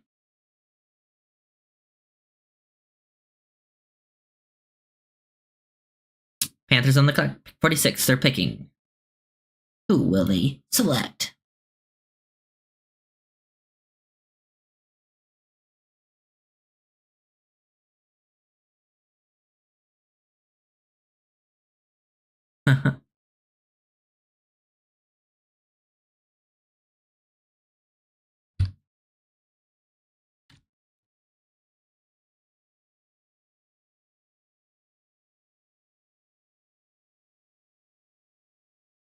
I like McCormick. He probably wouldn't be my favorite pick though at 55, to be honest. I have McCormick more as like a early 3rd round type player. Do you like his film? There's just a few guards here left. There's a lot of guards left that I would take. Like I would take like Haynes, BB, Mahogany, even. Wait, hold on. Panthers are selecting.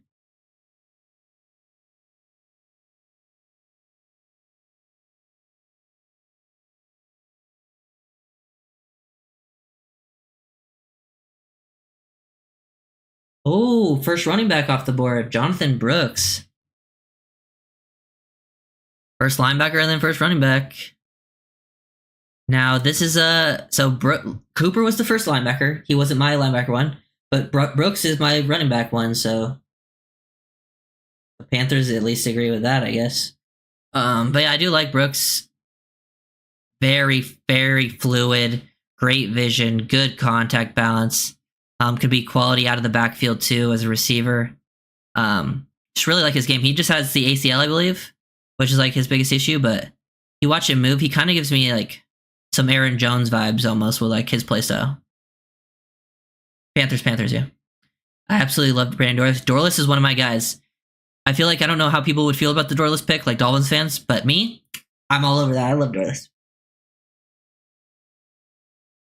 You prefer Benson? I mean, I think, this running back class, I don't love it to begin with anyways, but Brooks is just my kind of guy. Super fluid, man. When you have those fluid hips, you're so hard to get a clean hit on. And I like his vision. But Benson's good too. And he's pretty good in pass protection, which is nice.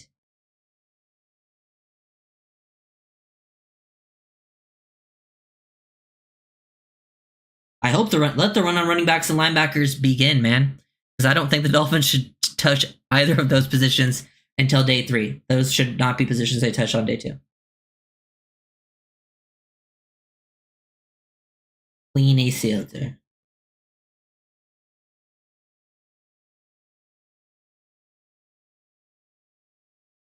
Dude. We've only had one tight end go, right?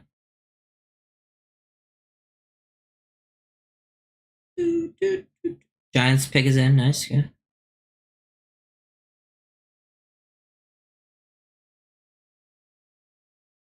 Oh, yeah. Let me check something.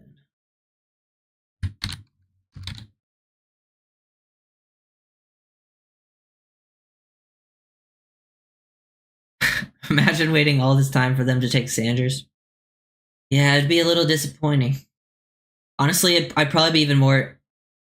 I would not like that pick. Like, the chop pick would be way better than that pick for me personally. What about Cam Kinchins? I prefer other safeties personally.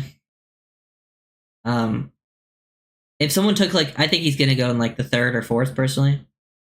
If they took him at 55, I would be disappointed.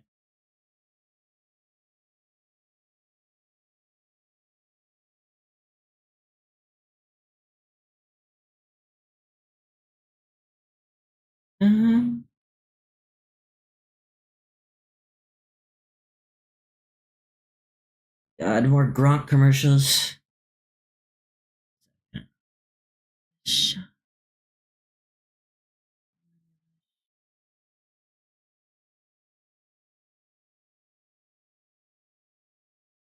Yeah. What about Jalen Wright?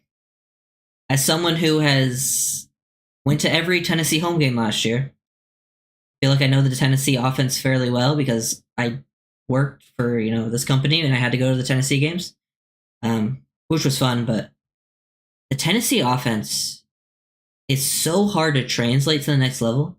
I like Jalen Wright's traits. Don't get me wrong. I think he's super explosive, runs hard, contact balance, physicality, good size for how he moves. I like him a lot. If you were to take a chance on a running back, I don't mind if that's the guy you go for if you're a team in this draft. But that scheme, man, I saw runs where he was going against 4-man boxes with how the splits the wide receivers have. So sometimes it's hard to, be a 4-man box. He's never going to see this in his whole life. But the boxes were so light, man. It's insane.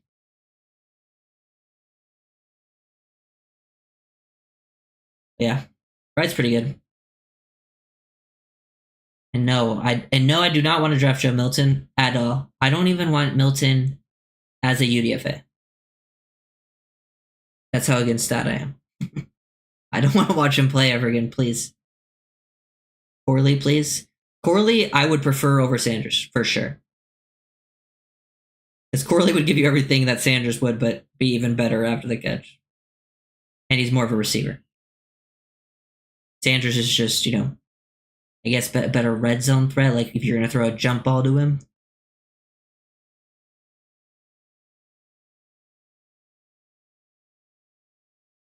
Come on, we're getting close.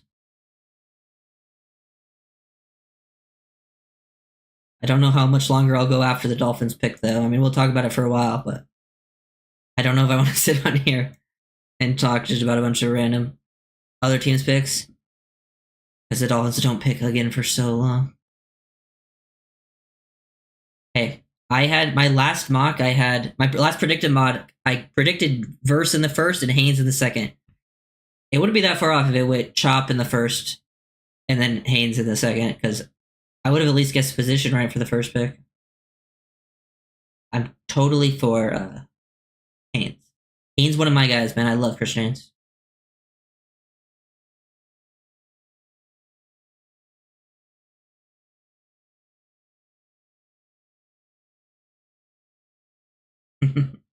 Giants are selecting right now.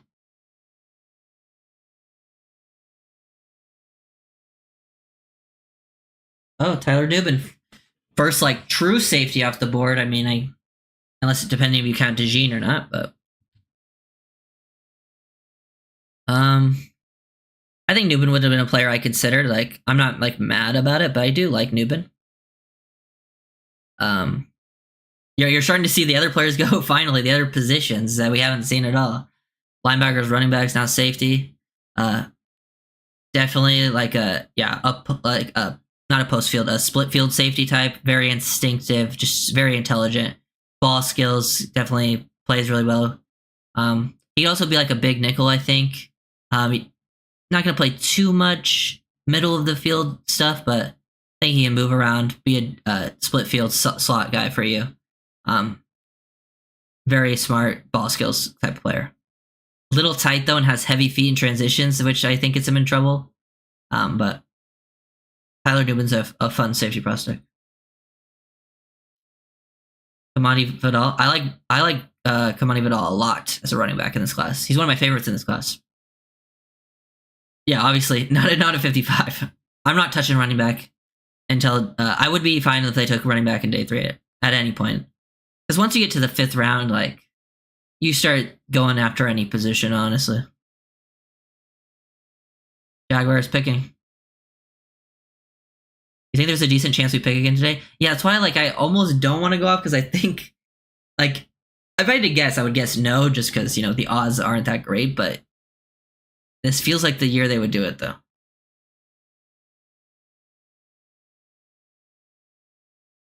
Oh damn.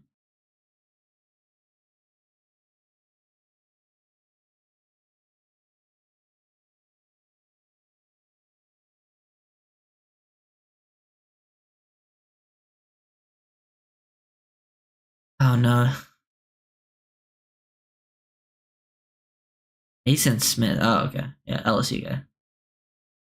Not mad about that either. He's just like he's a huge upside defensive tackle type, like athletic with size, that, yeah, quite a physical specimen, great length and size with a bunch of upside, good strength and quality athletes. But needs a better pass rush plan and repertoire, and overall like technique. Interesting. But yeah, please don't be Patrick Paul, man. Like what do you think of Jamari Thrash? I like Thrash, but he's like a 3rd round guy. But he would be in like the next tier after like the guys that are still left, at wide receiver. I really don't know what the Dolphins are gonna do. There's so many places they can go. Yeah, I'd rather go Sue. If they're gonna go tackle, I'd rather go Sue Matea. He's a way better athlete. Patrick Paul is just too limited of an athlete, I think, for the Dolphins offense, No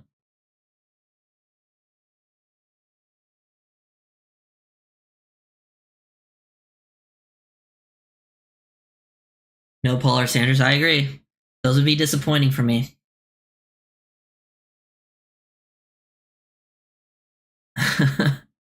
We're getting close. Mitchell? Yeah, Mitchell would be one I don't love either, because I would understand Mitchell, because I can at least see the potential there, but I wouldn't want really AD Mitchell either. He's also very risky. I want to just take a surefire player I feel very confident in. And those are the guys that I don't feel super confident in at this point. Yeah, I didn't watch a ton of Mason Smith. I just have like quick notes on the LSU guys. I'm waiting for the first guy that I haven't seen at all. I'm waiting for the first guy that I heard at all. Usually on round 3, it used to be the Patriots. They take someone I hadn't even heard of, which is crazy because I've seen hundreds of names. Where they do good in the league right away. I think it's happened. Bro, I feel like it's on the tip of my tongue. It's not very common, but it's happened. I mean, they definitely have developed. It's just not super, super common. But we're right away, like I feel like some of them have done good at like guard that were considered raw right away.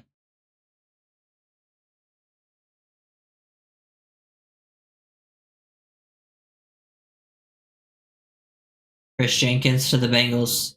49.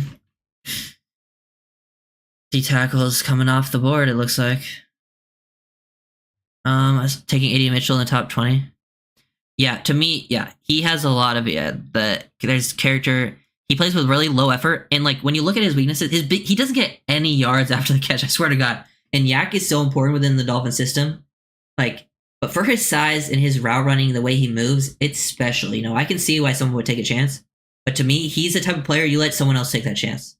Unless like you're at a point in the draft where it's like, you know, he's by far and away the best player on the board. But like when you're in the second, you're gonna get. There's still plenty of studs. I'd rather just go after the guy I really like instead. But I do understand why people would want Mitchell here, though. Yeah, Frazier, Haynes. There are some studs. Classic Belichick, yeah. It always. I don't know if I talk. Yeah, I have a lot of notes on Chris Jenkins actually. Really good combo of athleticism and length, like overall size. Good play strength. Plays with a high motor. Pretty decent IQ as well. Wins with physical traits and toughness. Versus the run and pass.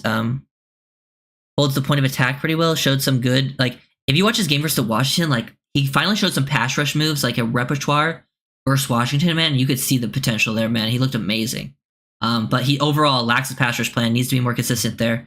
And he can struggle with some double teams at the point of attack. Yeah. I'm fine with all the D tackles being gone. I feel like, you know, after you get it, you know, we already got edge in the first. We already helped at least that kind of front a little bit.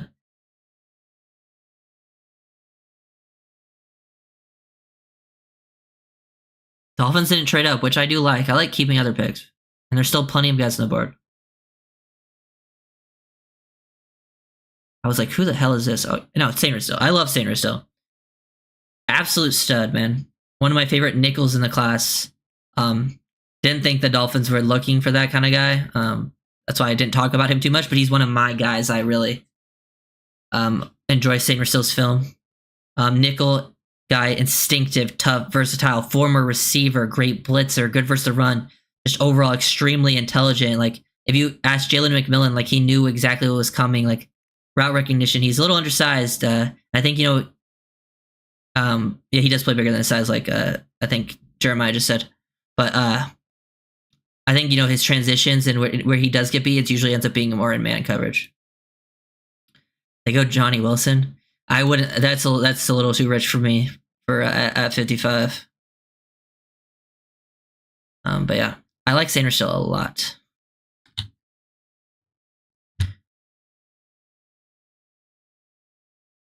That was Washington, right? Okay, type something in.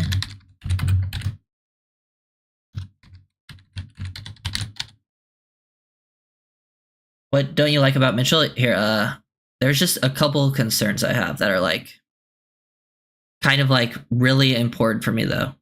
One, specifically for the Dolphins, he's not very good after the catch, and he's a weak blocker, which I feel like the Dolphins value in receivers. So when I think specifically Dolphins, those things worries me. And then he just takes plays off. He's a low effort player. Like if Texas had like a very like half field read offense, and if he wasn't like the main side of the read, he just didn't run his routes. There's also times where like the DBs had like a clear leverage advantage, and he just gave up on the route, and like the corner, and then his quarterback ended up still throwing it, and there was interception. So like the effort just bothers me, and it seems like, you know, that can also translate to some attitude stuff off the field.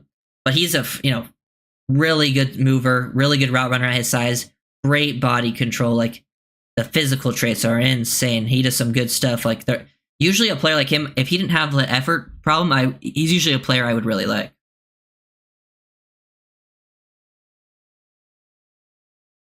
I don't know if Saint still has the knee issue. Saint still is not a big dog and a pick. They're very different players. I guess they both played receiver at one point, but Saint still is like very intelligent, man. I remember Jalen McMillan after the championship game was like, dude, that guy was calling out her plays pre-snap. I love that type of stuff. And he's just a dog.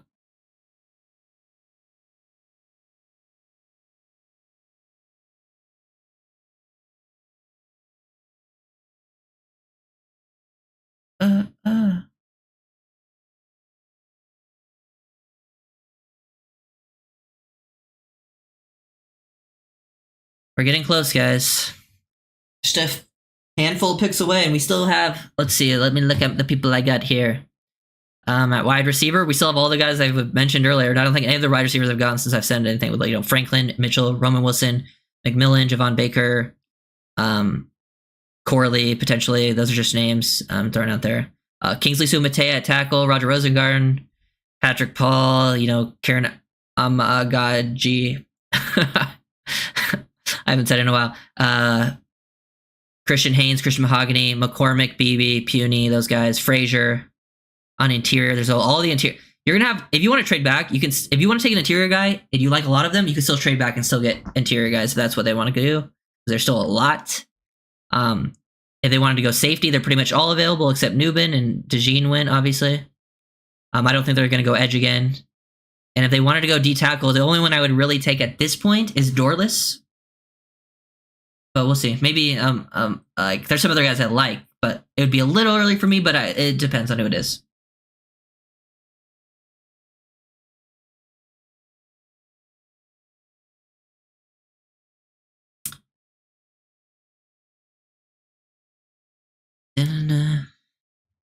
Hey, guys, please don't spoil in the chat.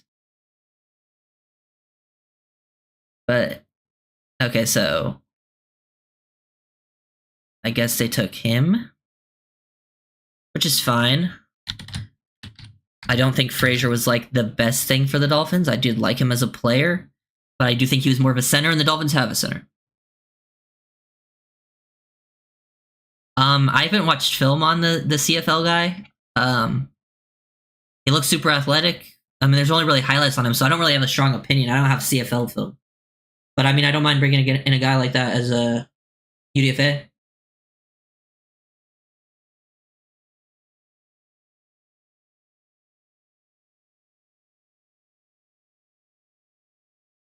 I might have to block my chat here in a second once we get closer to the Dolphins pick, like a few picks. Yeah, he's probably going to be a UDFA 7th round guy. Yeah. And I don't mind doing it on that. I just don't have a strong opinion.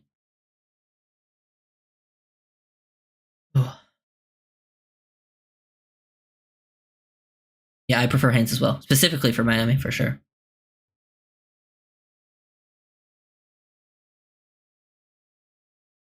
Yes, so.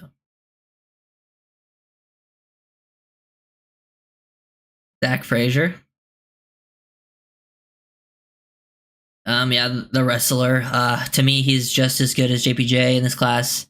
Really good in the running game, smart, tough. I use twist really well. Natural leverage, nice anchor. You can see the ability as a wrestler, the torque. He gets, takes good angles, reach blocks, can play in both a man and zone scheme. But yeah, I think overall, like athleticism, he's probably pretty average. Very limited length, the kind of why he's going to be a center mostly,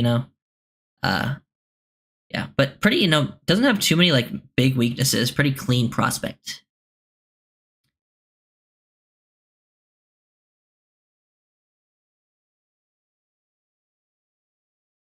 Yeah, just I wish we had a third or a fourth, or at least just give me one of them. Give me both. But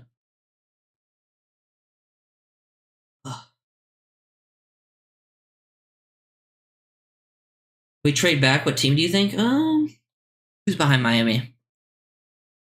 Let's see. I feel like Dallas right behind us has been very heavily rumored to take a running back who's one pick behind us.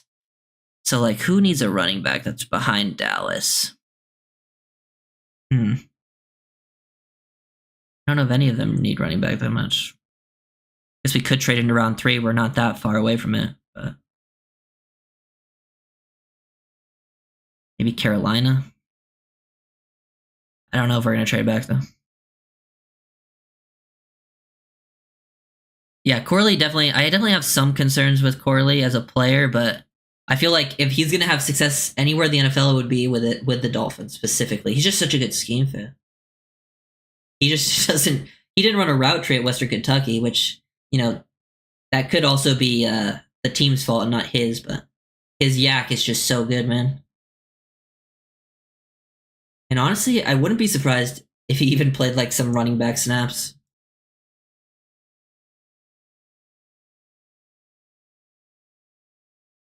Colts pick is in.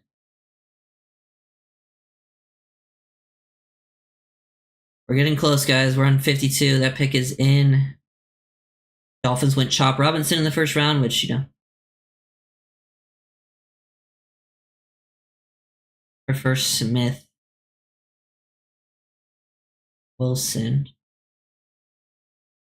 Laube. Prefer Laube over Corley. Which Smith are you talking about? I'm trying to think. Anias? Are you talking about Anias, I'm guessing?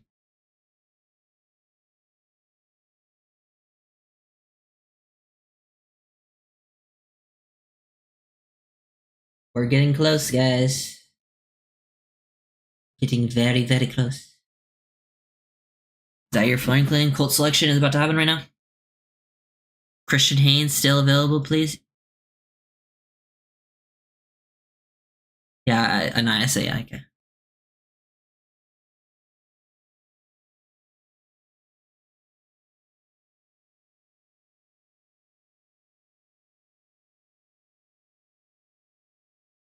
Yeah, rest in peace.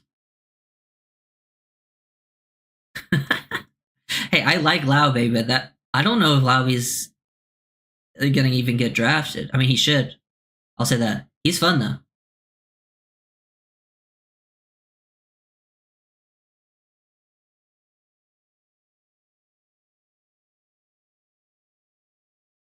Okay, good. Mitchell for the Colts. I like that. Get Mitchell out of there. That's a good spot for him. I didn't want Mitchell. That gives me one less name I have to worry about. But I do like, there is, like, I understand the Mitchell stuff, man.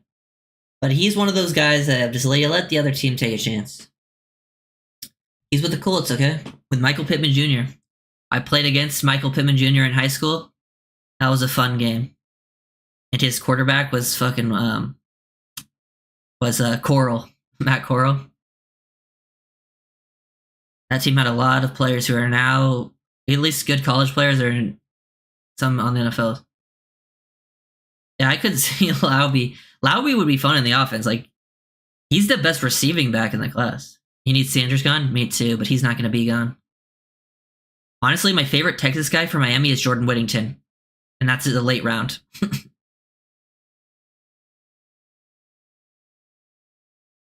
Adonai.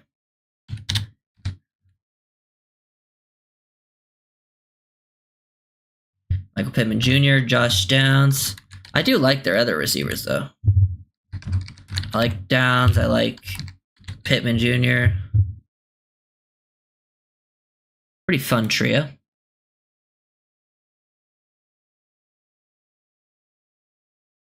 See what Rappaport has to say about Mitchell.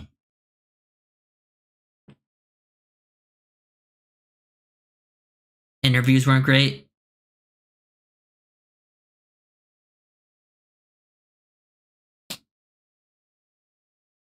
Okay, so he's saying maybe the red flags, they could be big, they could be not, but teams didn't get a great feel for who he is, so. Just a big question mark. That's why he fell, because talent-wise, he could be up there with some of the top guys.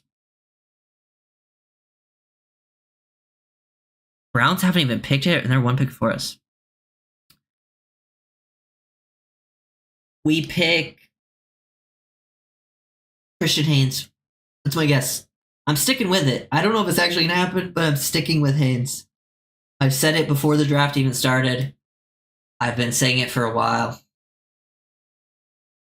But there's a lot of options here, man. It's so hard to predict a board like this because, bro, there's so many players left that are just absolute studs. And when you get to like this part of the draft, like there's so many different directions they could go. Especially like I feel like this is where other teams' boards start to be different. Haynes or Troy Franklin, Haynes or Rosengarten. I'm not mad about any of those names. I don't mind Franklin at 55.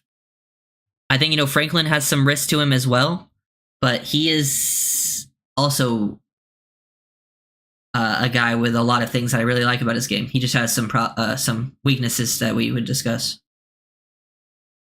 Could be Haynes or Hicks. Okay. I'm not really mad about any of the names you guys are saying. There's way worse picks to be made here. I'm surprised we haven't seen like the Sua Mateas go yet. And to me, I'm usually you let those guys fall far. Like those guys usually go like early second, late first. Like those super high upside tackles, team take a chance on them. And for me, it's like, oh, that's a reach. That's not what I would have done. But they're actually letting them fall, which is, maybe the NFL is learning.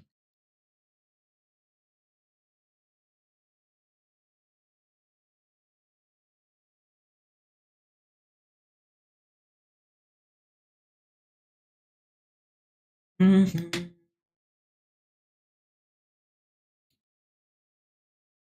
Come on, show me the Commanders pick.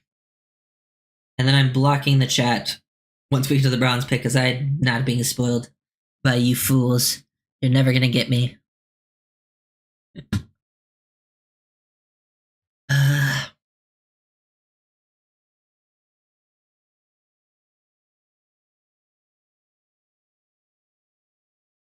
Come on, Commander's pick. Give it to me. That commercial right now.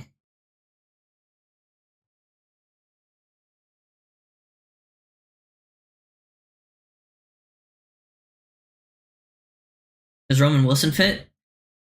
I would not be surprised if it was Roman Wilson. He does fit the scheme.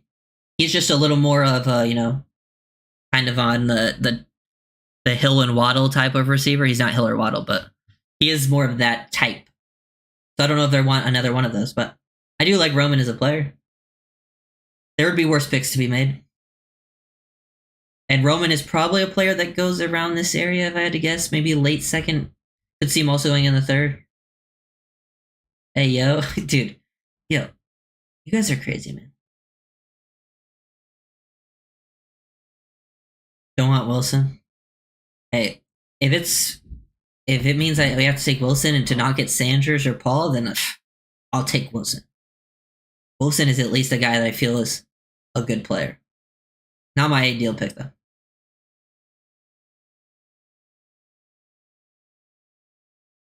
Who has little place? Yeah, we need to just we need to be able a little more flexible with our receivers, and our personnel choices. And I think adding a receiver would help that.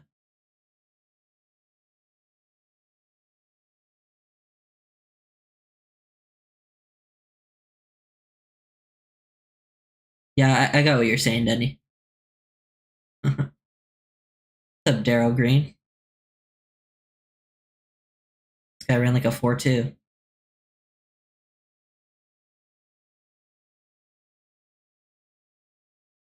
Ben Sinnott. I knew he was tight end too, man. I love Sinnott, man. I've had him as my second tight end for a very, very long time. So, but that guy's, and he was just the most well-rounded player after Bowers for sure. Because this class was pretty weak tight end wise, and most of the guys weren't really good across the board. But Sinnott kind of goes out there and does it all for you. But I'm not mad that he went there. But hopefully that does not mean we feel the need to go.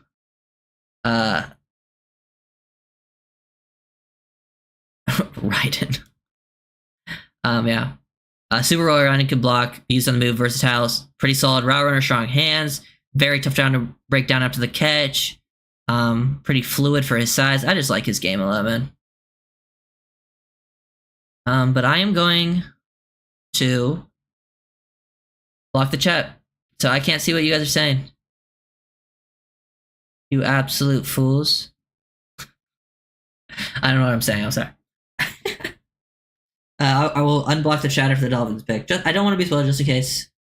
I saw like a couple picks. I've seen like 2 picks spoiled now, so one yesterday, one today. I don't want to.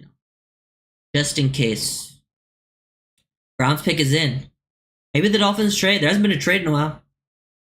But that probably means they're most likely going to stick because teams aren't feeling desperate. But if a team does trade up, they could trade up for like a running back or a linebacker because I feel like that's what Dallas wants, and we're 1 pick out of Dallas. Pick is in for the Browns. Who's it going to be?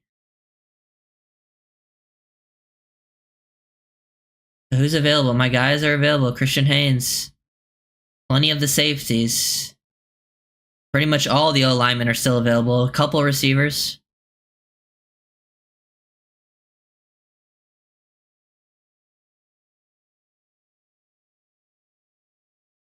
Shoot, I keep moving this.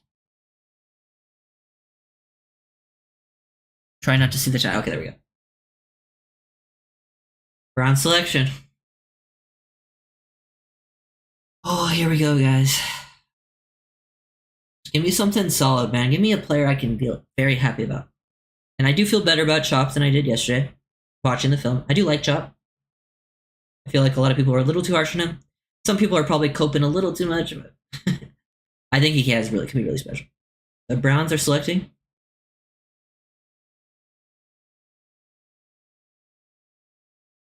Michael Hall, Ohio State. Okay, I'm not mad about that. He was another guy I thought, other than Dorless, that could potentially be taken around this range because of his pass rush ability. But I'm not mad about it. He wasn't a guy who was like super on. But yeah, he's got some talent, man. And for a guy who's pretty undersized, like, he's got some powerful hands to him too. Very quick twitch, explosive player. He's the type of guy that I could see just being like a high sack player in the league from the interior. Plays with high effort, knows how to use his hands, plays with good strength for his size. Expect him to be a pass rush specialist early. But he's just undersized and can struggle versus the run, especially, taking on double teams. Here we are. Dolphins on the clock. I don't see pick is in or anything yet, so I don't know what you guys are saying because you ain't gonna get me. Not me.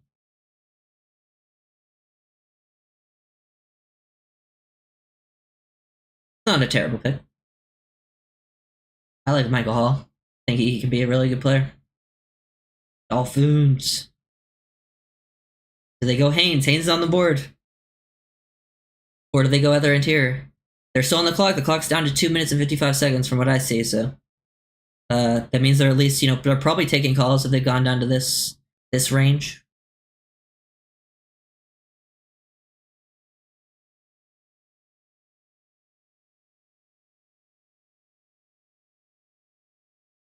Wait, Greer's on the phone.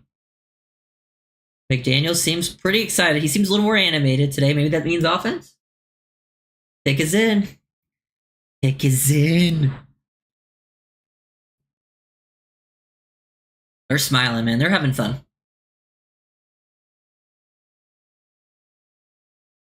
Dude, McDaniel is... I fucking love McDaniel, man. That guy is out of control.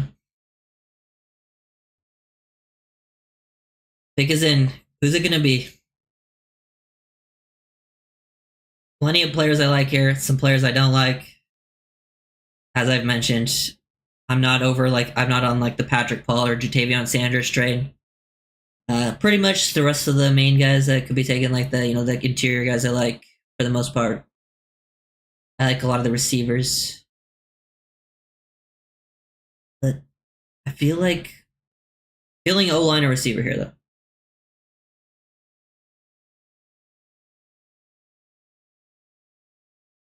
Oh, it's Richmond Webb. Nice. You guys probably already know what it is because the Dolphin selection is happening. My phone buzzed. I'm not looking. Don't look at the phone. Hall of Fame. That's funny.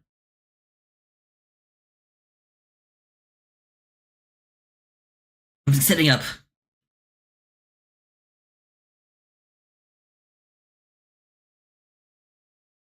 I fucking knew it, man. They always do this to me. They always do it.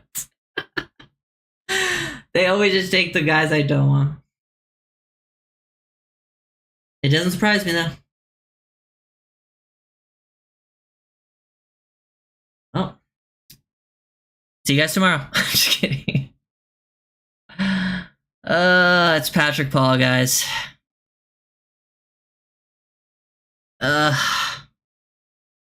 Well, let me go to my notes on Patrick. This is worse to me. I mean, okay. First one, I gotta say, I guess. He's gonna retire, but... Okay, I'm trying to find a button here real quick. Okay. Yeah, so this is also a future pick, guy you're building for the future of the team. Elite size and length. He's very patient in pass protection. He can stonewall very well, good in pass sets. I literally wrote overall, I'm not the biggest fan. But apparently his interviews were good, which is nice. You know, he's definitely clearly pretty smart as a player, knows what to say. The athleticism, I just thought he was a little bit slow-footed, lumbered, which was a reason I didn't like him for Miami specifically. Like, there's stuff to work here with for sure. But he just is over-reliant on his size. Yeah, a little bit of not great in the running game either. Like, he's not going to cut anyone off, reach block, cut people like. And I know people thought he could potentially be a first rounder. It's just I don't know how well he translates to the next level. I've seen guys of his size that just don't translate that well. Just wasn't my type of player. He won't play at all in year one. He can't play guard, and I don't even know if he'll be the bat. Like Kendall Lamb would probably play as the swing.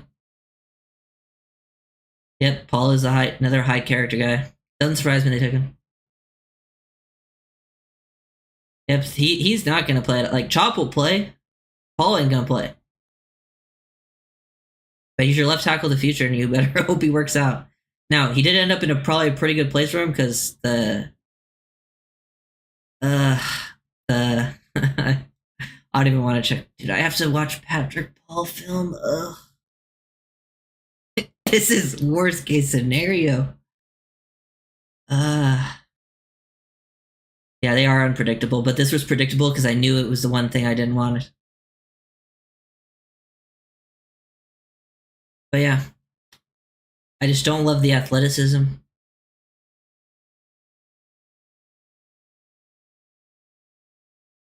Yeah, he's gonna play. You hope he develops year two. Just inconsistent.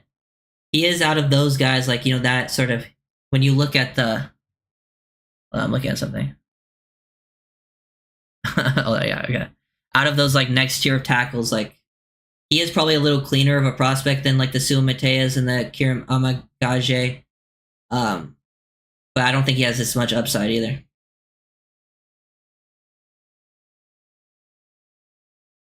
Well, he was saying like there was people saying like he could be drafted in the first round.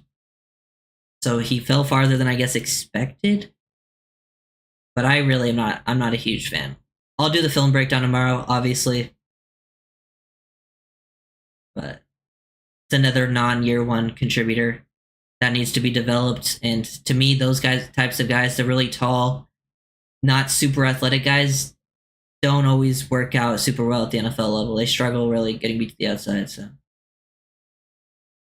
he wasn't even the top 5 available OTs. Well, apparently he was for the Dolphins. Ah, man. Yeah, I mean, the ratings on Paul are all over the place. Like I've seen some people like that are actually pretty smart have Paul rated very highly, but I've also seen a lot of people rate Paul pretty lowly, which for me, I'm not on him.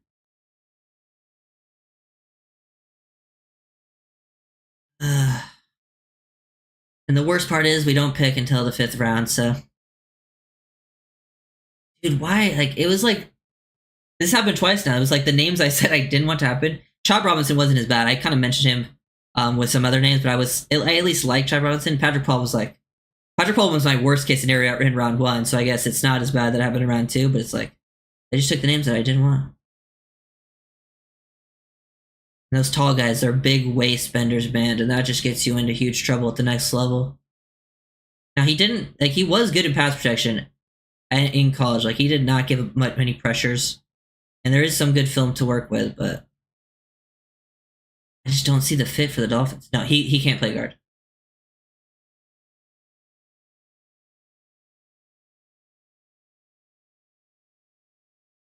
Yeah, he's not a guard.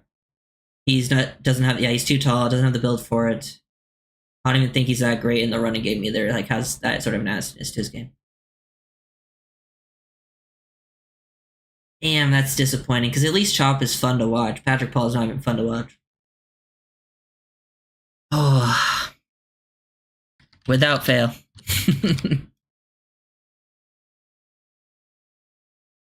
Ah, man. Well, I'll do a film breakdown. I guess I haven't watched Patrick Paul in a while because I didn't have that much fun watching him the first time. It's literally just the size, the length is amazing, and he's very patient in pass protection. Like, he does look very comfortable in his pass sets. If he does lose, it's more to do with like guys with that are, speed guys went around the edge. And I guess, testing well in the interview, showing that you're a very smart player, because I think he does have those kinds of intangibles, which is good. That gives me a little more faith in him. But yeah, I mean, he's absolutely huge.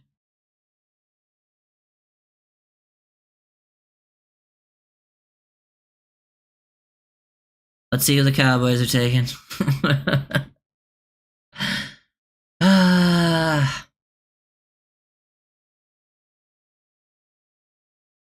Damn it, man. Yeah, Haynes would be a day one starter, and I have Haynes rated much higher than Patrick Paul.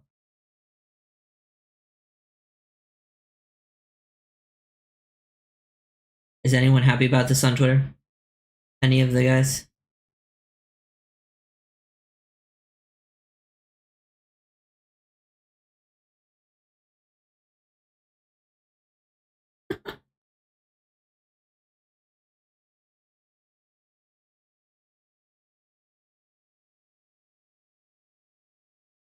Who are the Cowboys selecting? Just get to the next pick so I can get over the Patrick Paul stuff.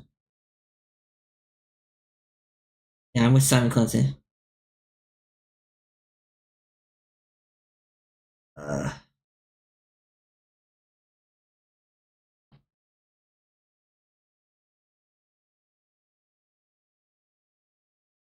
yeah, with what Simon said, I have no idea what Miami are doing here. There's a window, and they're taking a guy who won't play in 2024 and whose technique needs a complete rebuild. Horror show. He does need a complete rebuild in his technique because he's not playing year one. Like Marshawn Nealon to the Cowboys. I know Cowboys fans who are not going to be happy about that. But yeah, I feel like you need to win now.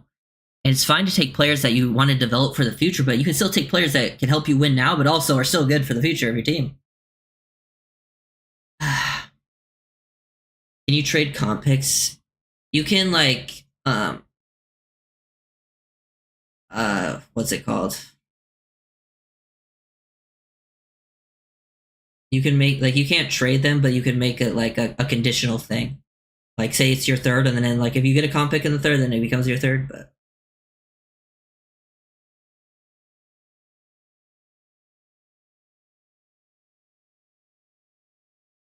yeah, I mean, yeah, now they're not going to draft tackle next year. They're not going to. I mean, they shouldn't have to. But yeah, that's disappointing for me. Patrick Paul was probably like my one guy in this class that I really didn't want. Probably the main one. I was like, no. Oh.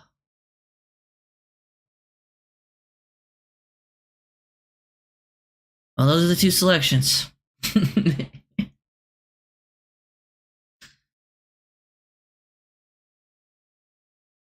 Damn.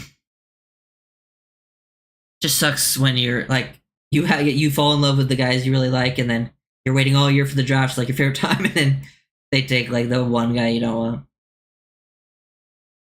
Yeah, I mean he could play with a lot of injuries, but like I don't see him. He needs a lot of work. I don't see him playing over Kendall Lamb.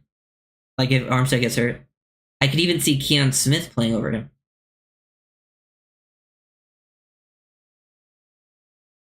Yeah, I mean, I don't mind Marshawn Nealon as a player. I just know Cowboys fans that didn't like Marshawn Nealon. I'm excited to see the reaction to it.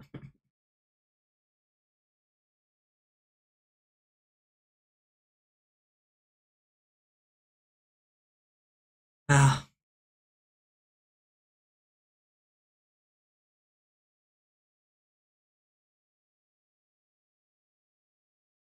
well, I guess I gotta go watch some Patrick Paul Houston film, eh? Which is great.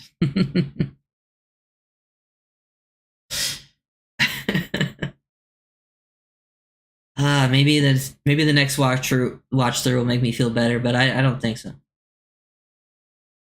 And like, I remember thinking he actually was pretty solid in pass protection. But I just thought he was a terrible fit for Miami.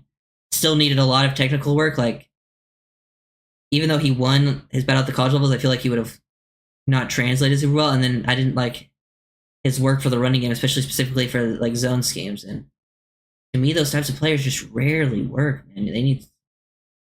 It's the offensive line trench battles are such a leveraged game, and honestly, being 6'8" can really hurt you. You have to be like really good athlete and really technically sound for you to work out like what Joe Alt is. Yeah, his pass pro stuff is pretty solid. It's just he still doesn't really know what he's doing even in the pass pro, which I guess is not a bad sign if he can win in pass pro even though he doesn't know exactly what to do technically wise. Like, hmm.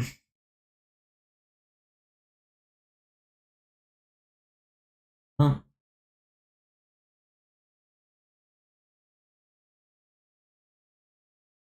well, they went edge and O line like I thought they would, but they didn't go with the position or the guys that I wanted. Hopefully, they get some exciting receiver or something on day 3 that I can love. I can somehow make a contribution. What would you need to give up to get into third? Next year's second, or like next year's third and fourth, or something.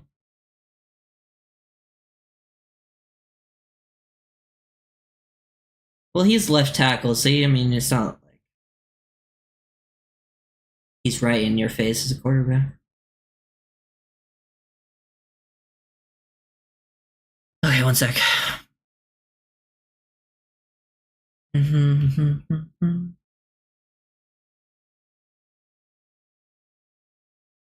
Yeah, Patrick Paul did test pretty well at least.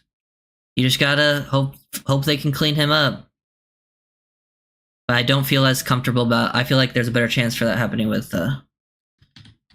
Man, you went high upside with both picks, man. When is those guys don't always work out? Now you want to hoping it works out for both guys. Yeah, maybe we'll see if he does. Patrick Paul did have a pretty good Senior Bowl though, which, and I remember like that Chris Greer met with Patrick Paul, so like at the Senior Bowl. I remember that being said. Yeah, Paul only allowed 1 sack and 496 blocking snaps, so that's a good sign. It's just he really has a lot of technical issues, and when you face against NFL talent, they're gonna take advantage of that. So he just needs to clean that stuff up.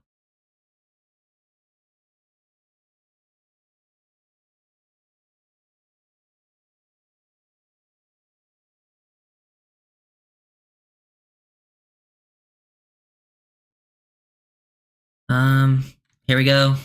Here's a nice little Patrick Paul clip that I'll find. I'll do the film breakdown tomorrow. But the pass protection stuff can be pretty good. It's not a bad play. Does a decent job. Like, I mean, I don't love how wide he plays with his hands, and like I think he, getting out of his stance can be a little bit better and more smooth. But he does stay patient and does a good job once he does get engaged, like fighting down. Good, like does a good job snatching there. Like that's called a snatch and trap technique. But overall, not my favorite pick in the world. Definitely not gonna lie there. Yeah, we'll see if they actually do trade back in. I might. I doubt it, but you never know. I'm sure they'll try.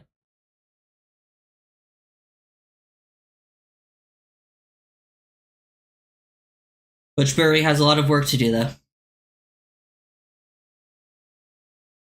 Which, I guess if he turned Austin Jackson around, he could turn Patrick Paul around. Any guards? Who just went Chris Braswell? So the edges are gone.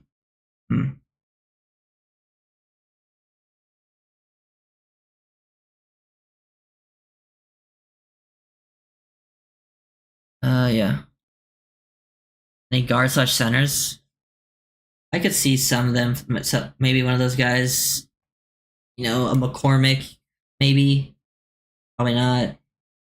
But like a lot of them are still there. But I wouldn't do it unless it was like McCormick or Puny or Brandon Coleman.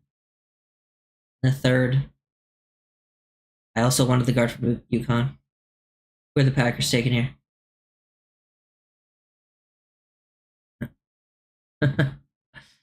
Damn it, man.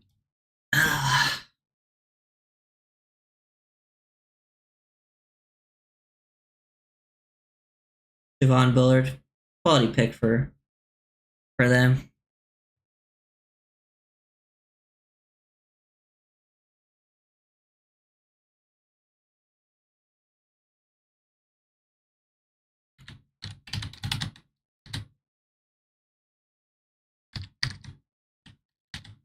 Interesting. Ah, yeah, Braswell just went. I can't remember who to, but yeah, Braswell and Nealand, and then we had Bullard, who good versatility, can play some nickel and safety, very highly instinctive, good route recognition, high effort physical player, just the type of guy you want on your team. He's quicker than he is fast. A bit undersized, and I think he can be a little more consistent with his tackling, but that's not bad.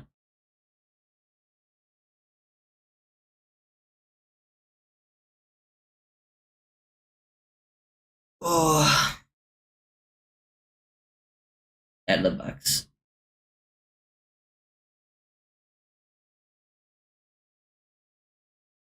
The theme of this McDaniel such career pressure is that they think Paul is a fantastic ball of clay who can win blocks even when the technique isn't right. They mentioned that they are excited about the plan with Butch Perry to refine the technique. That is true. He can win. He did win a lot of his pass protection reps, even though his technique is horrible. I guess that is not a horrible sign, but he needs to clean it up if he wants to win at the NFL level. Like Fisher just went. That's a good pick. I like Fisher even more than I liked Patrick Ball. Where's Fisher on here? Yeah. And that guy's super young.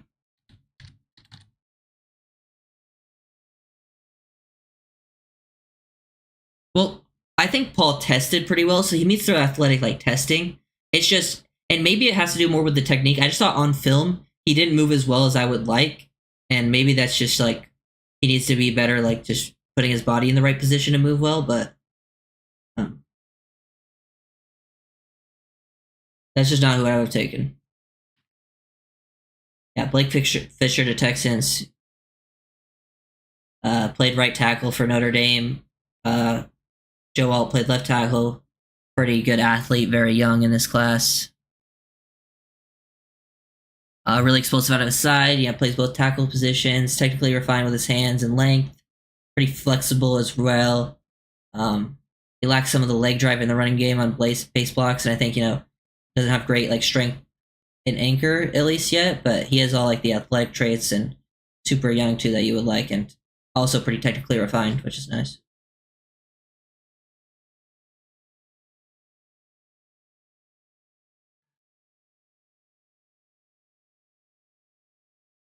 Yeah, so pretty much they drafted 2 balls of clay. Which, is fine, I guess, but it's not what I would have done this year. It's not the year to do it. I feel like you're in win now mode, personally.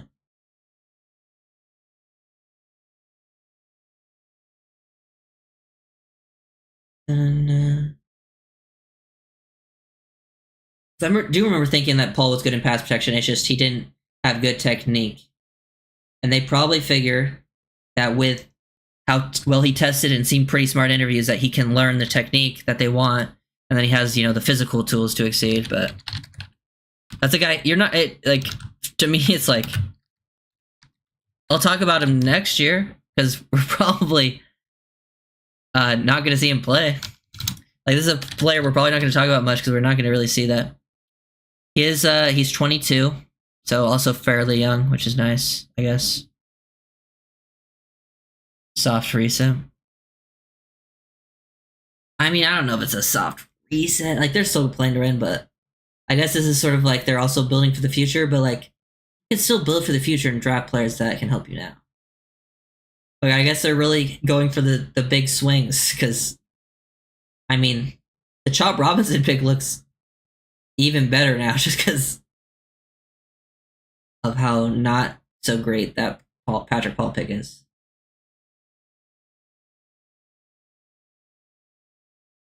But should be interesting to go back and watch the film because I have not watched Patrick Paul in quite some time. I've seen clips, obviously, just showed one, but remember he was winning a lot in pass protection, but didn't have the movement skills I thought required that the Dolphins wanted, at least in the running game.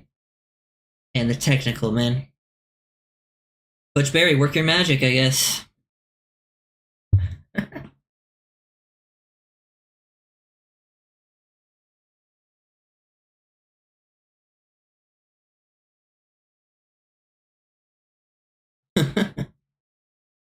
Yeah, Chris Greer keeps mentioning that Patrick Ball has bad technique but still won.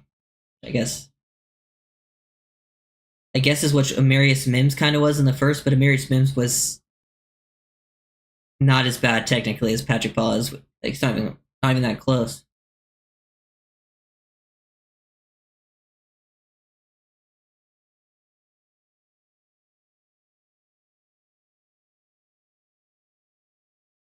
Yeah, so that's the player who will be a player for the team in 2025.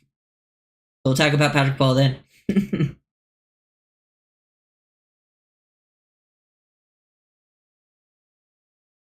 Yeah, I mean, I'll break it down and then give my honest opinion in the breakdown. I'll show the good and the bad, and we'll see how it ends up. Just wouldn't have been my pick. I would have preferred a little more of an explosive athlete if you were going to go in that direction for the high upside tackle.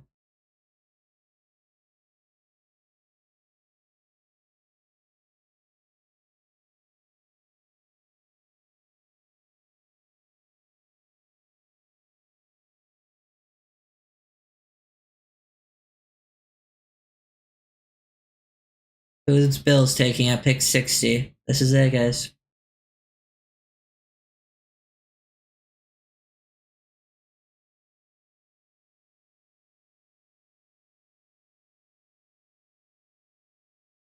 And the Bills take Cole Bishop. I knew Bishop was going to go in the second, man. I had a feeling this guy's a stud.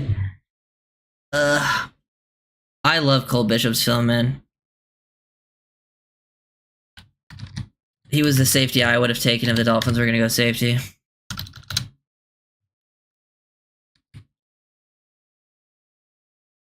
Yep. Bad.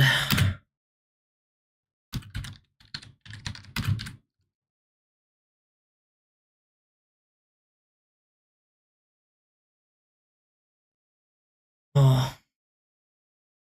Yeah, well, the Liam pick was bad. The Liam pick might have been worse, actually. Trading up for Liam when... Man, there's so many good players left on the board. Cole Bishop. Tough, good size, overall physical player. Love the versatility. Can play split field, trigger down hills nicely. Play in the box, can match in the slot very well. Very smart, good athleticism, good range. Ball skills, solid in zone. Need to see more of his man-to-man ability. He can play some post field, but that's not really like his biggest strength. But I like that pick for the Bills. I like Cole Bishop a lot. Sometimes that's why, you want some of these like high upside guys gone before the Dolphins pick because I know they're going to consider them. So that's why I just like when they're gone because when those guys are gone, I think they can draft good. They usually take guys I like, but when those guys aren't gone,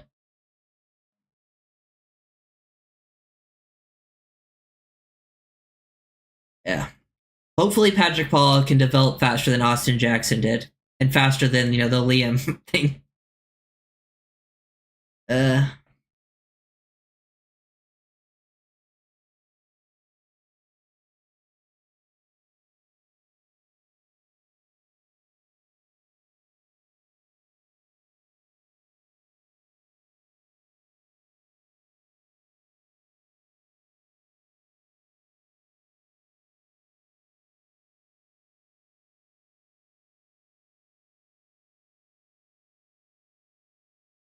Yeah, drafting well is huge. It's basically this draft comes down to the coaches being able to develop a player. So you better hope they have a really good plan.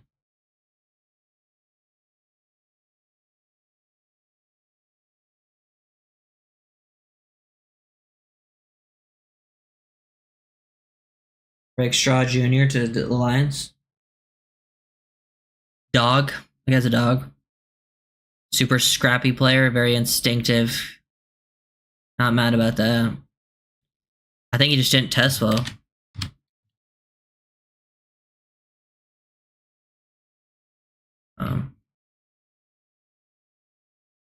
But yeah, he's very, high energy player, which is nice. Am I bummed? This is worst case scenario. This is a WCS for me. A worst case scenario. Because Patrick Paul was like probably the player I least wanted in this entire class. But it is what it is. We'll see you next year, Patrick Paul, because you ain't playing it all this year.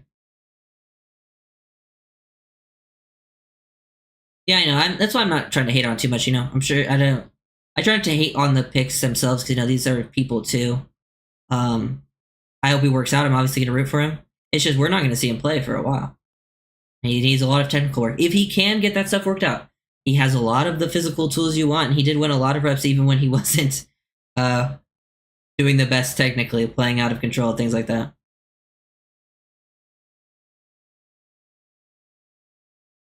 But honestly, guys, I'm ordering food out of anger. I need to stress eat.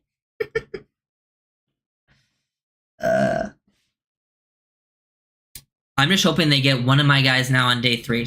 One of the guys I just love.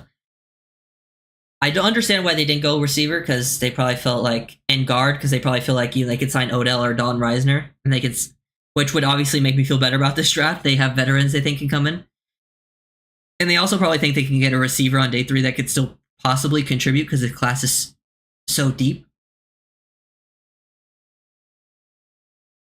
No, I'm giving my honest opinion. I've said exactly how I feel about Paul. I'm not, but I feel like some people go super hard and almost take it personal, which is weird to me. But I've given my exact thoughts on him as as a player. Would you feel better if we signed Reisner? Not really. I think some people will though. And there goes Rosengard, another better tackle off the board of the Ravens because the Ravens know what they're doing. Just talked about him earlier, and that guy's an absolute stud.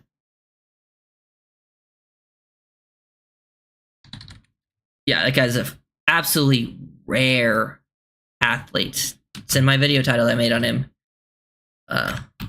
Some of my favorite tackle film to watch. Those are my types of tackles, personally. Should be fun, though, to go back and watch Patrick Paul, because I remember just being like, nope, don't want to watch this anymore.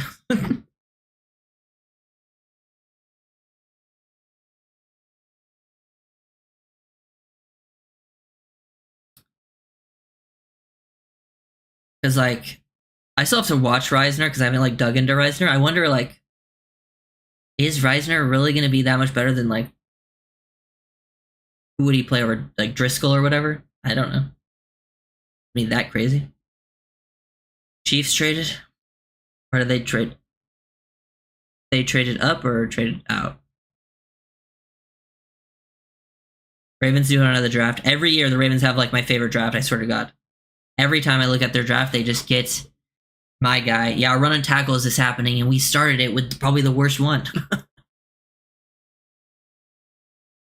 Why not just, to me, it's why not just take the guy who, maybe he doesn't have as much upside, but he's already good right now and could still be developed to be better, but why not just take him? Because he could still help you contribute right now, but they can also still help you contribute down the line. I guess they just think they can develop Paul. That's just what it is.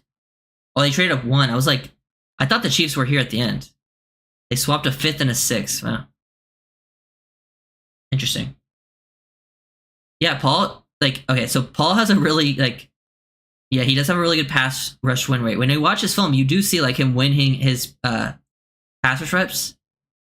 But to me, when he faces NFL talent with that technique he has, he's going to struggle a lot more to the next level. So he has to really clean up that technique. Plus, I don't like his fit in the outside zone scheme. Just But yeah, hopefully Barry. I do have more faith now with Barry there as the O-line coach in developing O-linemen, so I guess that's like a silver lining because he did get the most out of Austin Jackson. So maybe this pick works out. It's just not my type of player personally. I just know there was going to be players on this board that we could have taken that would be better, even if Paul does work out, which I do think there is a chance. Here's the Chiefs pick.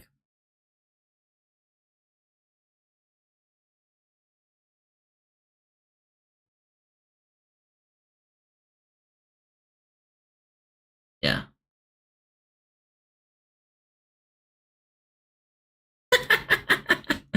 Kingsley Sumate to the Chiefs. The tackle run. He's also a project, but he's like super athletic. This was the guy I would have gone just because I thought he was a better fit for the Dolphins. If you were going to take that project tackle, just because I also think he knows a little bit more of what he's doing out there technically, but he's also just a better athlete, as a freak of nature athlete. Yeah, we thought, Austin Jackson was a bust. But also, I will say this, Austin Jackson played well last year, but he still has not played up to like the first round that he was taken in.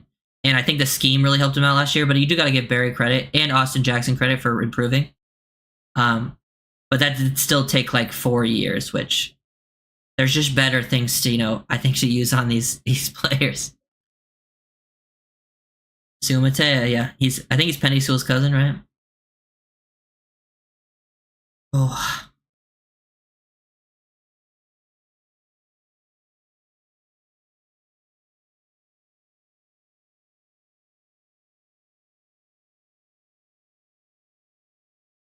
Yeah, Austin Jackson did get stronger. But I still think you could still see some of the struggles that he had in the past are still there, but the scheme of how we used did help hide some of that stuff, like with how often they slide protection, and how quickly they get rid of the ball. That helped, I think, his numbers look better. But he did definitely play improved, and I really do like that out of Jackson. Plus, when they drafted him, he was like 20 years old. Yeah, I don't know if he can plug in, man. Like, he needs a ton of work. I feel like it's a year two thing. And honestly, they brought back Kendall Lamb for one more year. I feel like they're gonna put in Kendall Lamb before they put in Patrick Paul, at least earlier in the year, if I had to guess. Yeah, most people are gonna have higher grades on those guys because their film is just better. Paul is more of a project.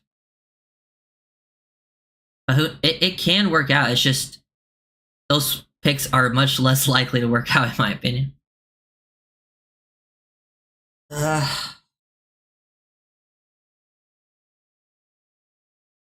Okay, so what do I make this? Because usually I feel like my titles are pretty positive, like, or at least say what the player is. Like, how do I make a title about my Patrick Paul film breakdown that like can say like the positives to his game, but also the negatives? Oh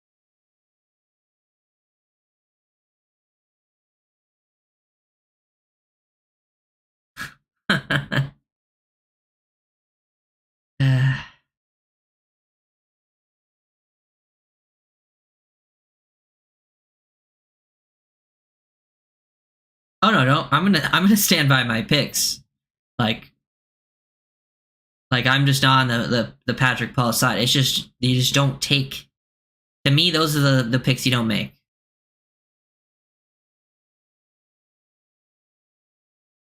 They're just very unlikely to work out at a very consistent level. And we'll see how it ends up playing out, but that's going to be a project. It's more of a down the line type of thing. At least we didn't trade up for him. That's true.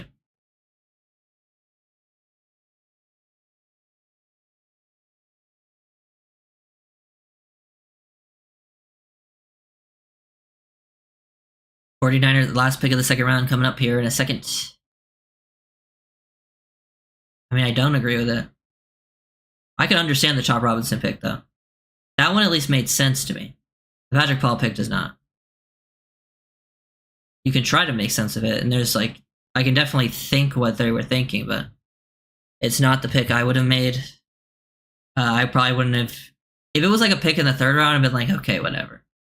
But when you only have 2 picks, in the first 2 rounds, or in the first 4 rounds, you only have 2 picks. These are not the picks I would be making. I've been saying that, Teasel. I've been talking about Patrick Paul for the past fucking 30 minutes, man. Like, there's only so much I can say. I'm trying to, I don't like the pick. I literally said it was worst case scenario. And there's other picks I would have made. But he did have a high, like, he did have some good pass rush win rate. Like, that's true too. But I still wouldn't have made the pick. Yeah, hopefully.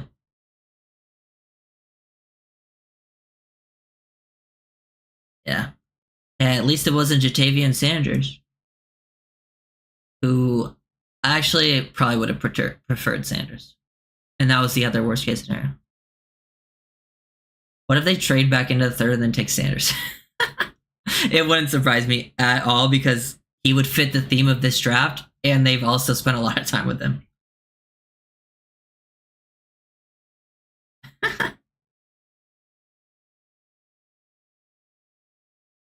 Who are the Niners picking?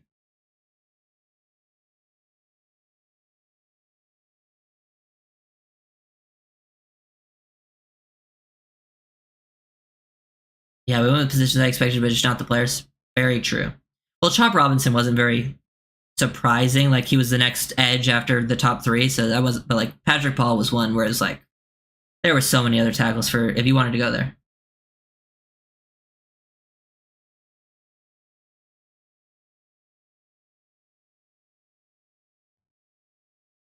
Yeah, I do like Keon Smith too. Renardo Green by the Niners. That's actually a pretty good pick. Renardo Green's one of the best press man corners in this class. Go watch his LSU tape, man. That guy had Malik Neighbors in jail.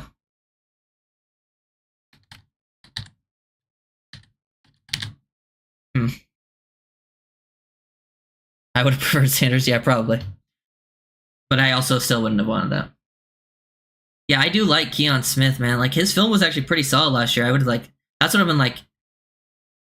I feel like Keon Smith should have been the guy you're trying to build up to be like either your I guess Keon Smith is your future swing tackle for you. For when Kendall Lamb retires next year.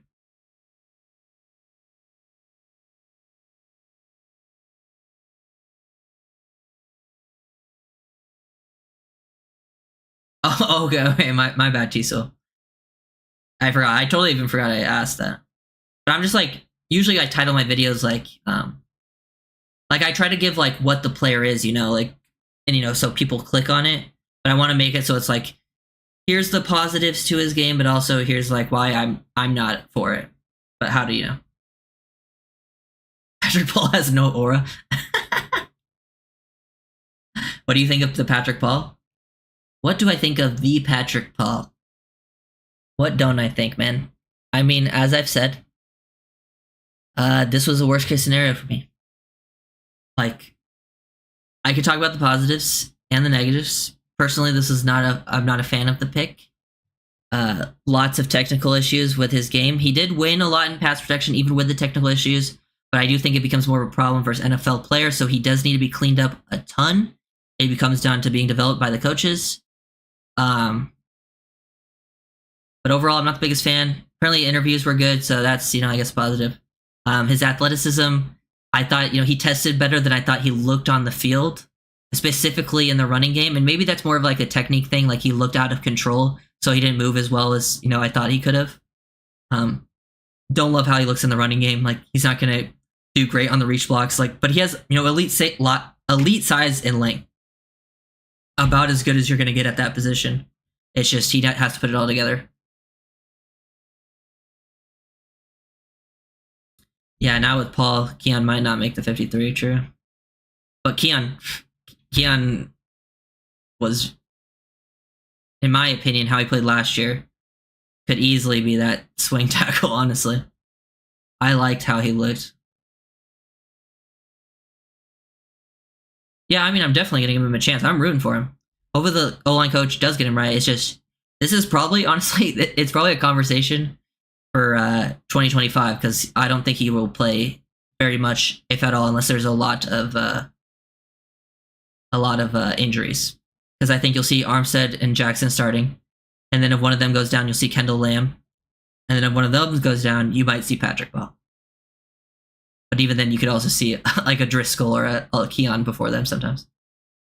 Elite size and length PP. Yeah. I'll title it, yeah, Patrick Paul has elite physical traits, but is horrible. No, I'm just kidding. Not horrible. Is something, but has some issues. I'll figure it out. Figure out the film breakdown title, whatever it is.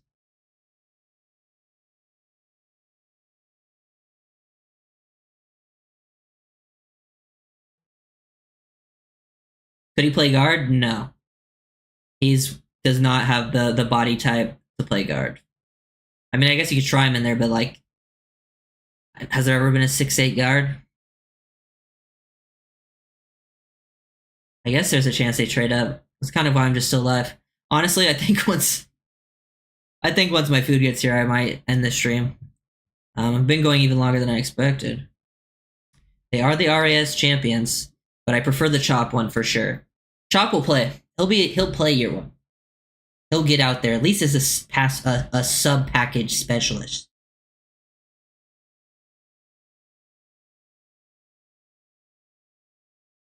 Yeah, he has. He's a lumberer in my opinion. He did test well, so maybe his feet are better than I remember. His hands, it's just a technique thing for him, man. Like he plays really wide with his hands, and he plays very patient, and he wins a lot of his reps. Like he's got some powerful hands, but like when he starts going against some NFL level athletic players, it's not gonna, he's not gonna win as much. So he has to really clean up, his body lean, his hand placement. Knee bending instead of waist bending, things like that. He'll beat out Ryan Hayes. Yeah, we also have Ryan Hayes, who will probably be a practice squad guy, but he looked pretty solid in preseason. But you keep him around as a practice squad guy. Who are the Jets taking?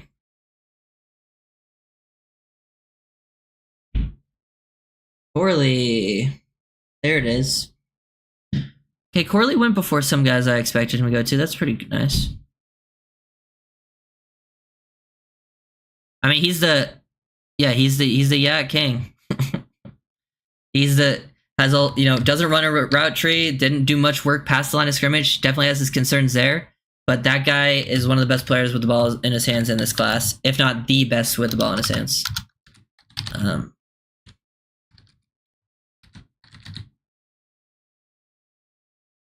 Ryan Hayes should play guard. Yeah, I could see that. Yeah. Hey.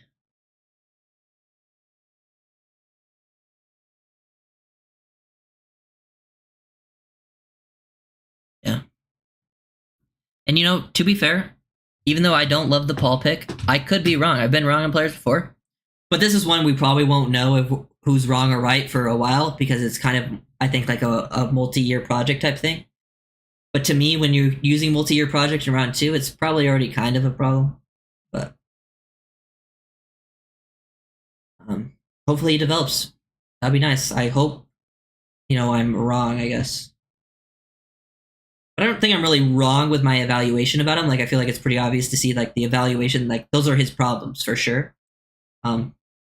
It's just how often do those guys actually work out? Because to me, he's a player I wouldn't have even considered until like the 3rd, and then I probably wouldn't have taken it. Me drafting for the practice spot. I don't think that's what they're drafting. Do you trade up into the 3rd here and take one of the receivers? Yeah, probably. I probably would have taken Karen over him. That one's a little closer, though. That's like the one tackle it would have been like a conversation. But I can see why people would take Paul over. Trey Benson. It's the 2nd running back off the board.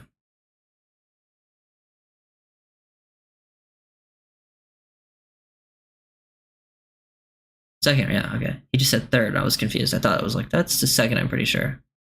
Cardinals, right? Yeah. Probably one of the most well-rounded backs. Yeah, good burst, contact balance, size. Has pretty good vision to his game. And just a tough nosed physical runner.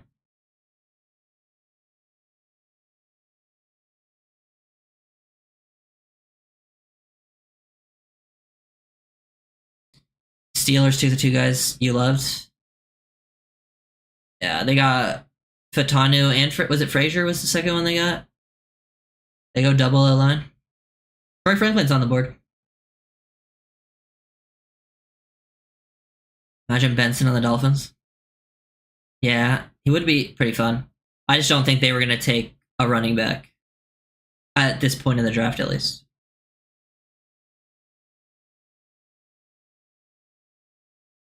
Damn, they have a lot of O-line, huh? They did take Broderick Jones last year. That was a little bit of a... He was a little bit of a project. Not like a crazy project, but... That guy was like just super nasty in the running game. Yeah, and then I love Fatanu. And Zach Frazier is a really solid pick for where they got him. Yeah, probably going to sign a guard, if I had to guess, that will compete. And then it'll be a competition across the board for whoever they sign. Driscoll, Isaiah Wynn, Robert Jones. And then also, I guess, throw in Liam. And then D tackle will just be a huge rotation with Tier Tart and Sealer starting. And then you have all the guys you sign. They sign like 5 guys, and you'll probably see a huge rotation with them, like, you know, Gallimore. And Christian Haynes is falling. That is interesting.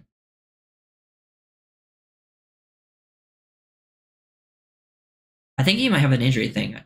Does he, though? I can't remember. Brennan Coleman, okay. They said tackle. But I think he's a better as a guard. But he could probably play both. Coleman, yeah. TCU, his 2022 film better than his 2023 film.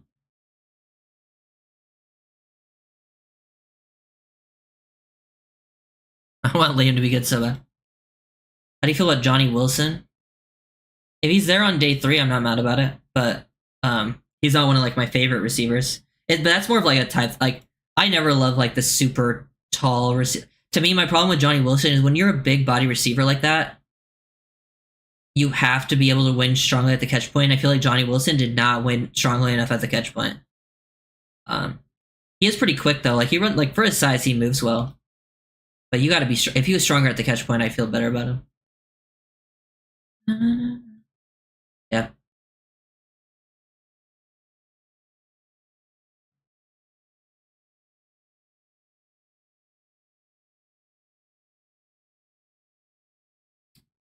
Huh? You gotta laugh away the pain, guys.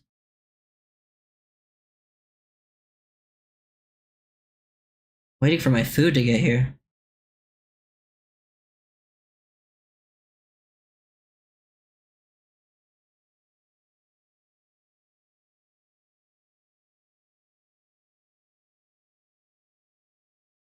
Armstead, Wynn, Brewer, Reisner, yeah, AJ. Yeah, it's not the worst line ever. And you got to think. I don't think for this scheme the Dolphins value interior, especially guard, that highly. I think they can really mask some deficiencies with lower level guys at that position better than anywhere else. Jody Fordson or Connor can play like Johnny Wilson. Yeah. But it does seem like they like to take a receiver that could be a tight end in every draft, or like a UDFA type. They've kind of done it since who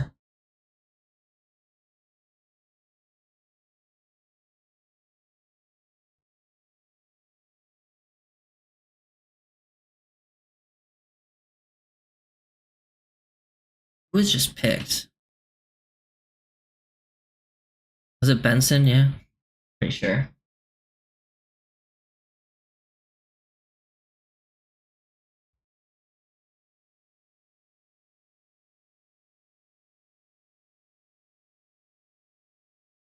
On the visit here, he had expressed to us, I don't want to be anywhere but here. This morning, up to our pick, it was a barrage of text messages not from Paul, but from his agent saying that kid's driving me crazy. He wants to be here. Hey, at least Patrick Paul really wants to be here. That's a good sign. It's always a nice thing. He did have a pretty solid Senior Bowl, which is nice.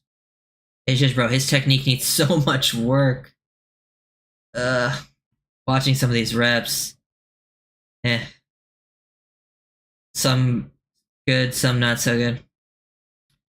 Who is the third tight end spot? If I had to guess, Julian Hill off the top of my head.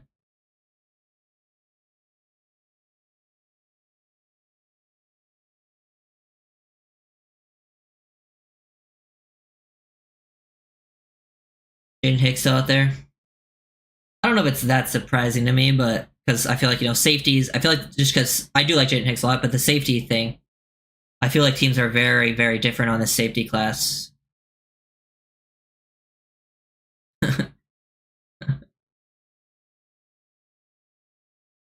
Okay, Brandon Thorne, who is a very, very, very, very, very, very smart offensive line guy, said Patrick Paul needs to clean up his hands to become a reliable starter. But the size, play strength, and competitive toughness are there to make it happen, especially in Miami's friendly O-line scheme in a room led by Terron Armstead.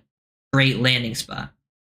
So yes, it is a great landing spot for him. Like, I think a lot of these O-linemen that you might not love are going to probably look better in the Dolphins system because I think it's a very friendly offensive line system. So hopefully that helps out some of these guys. So I think it helped out Austin Jackson this year. I think it helped out guys like Isaiah Wynn last year improve. It helped even Liam look better than he ever has. I think it's going to help out Brewer this year. It helped out Connor Williams have his best years in Miami. So hopefully that can help out Patrick Paul.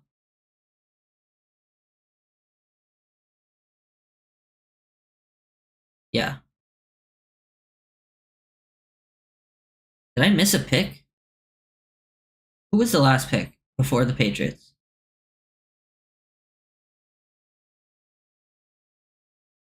Was it? I feel like it's been a while since the pick's been announced.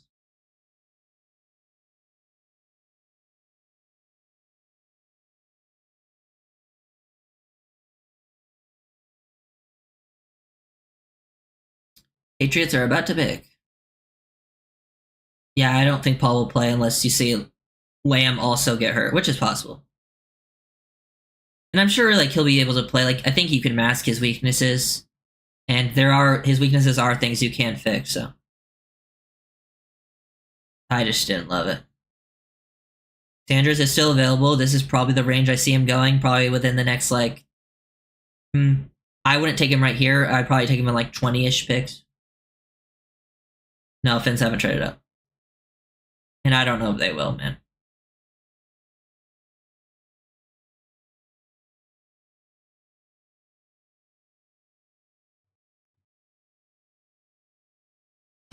My God. Patrick Paul film. I will be watching very soon.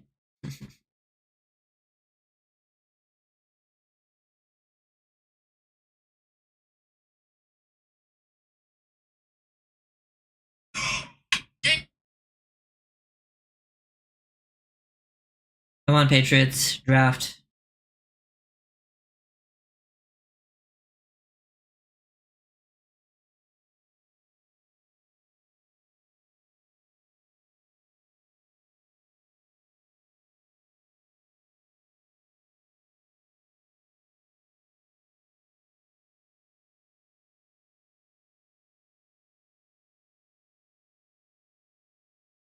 Took Caden Wallace. That's a reach for the Patriots.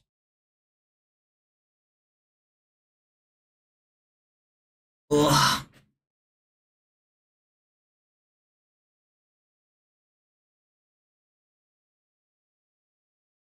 Okay. I think I'm gonna go watch some Patrick Paul film and eat. And hopefully, I can come away and really paint the picture of who he is as a player. Obviously, I think it's kind of obvious what his strengths are and what his weaknesses are. But yeah, I would have gone in a different direction. Not my favorite pick ever. But see you guys. I might stream tomorrow for the Dolphins. I don't know if I'm gonna stream the whole day 3, and if I don't stream the Dolphins like live, I'm gonna do like a recap of it, and then obviously do film breakdowns of their picks.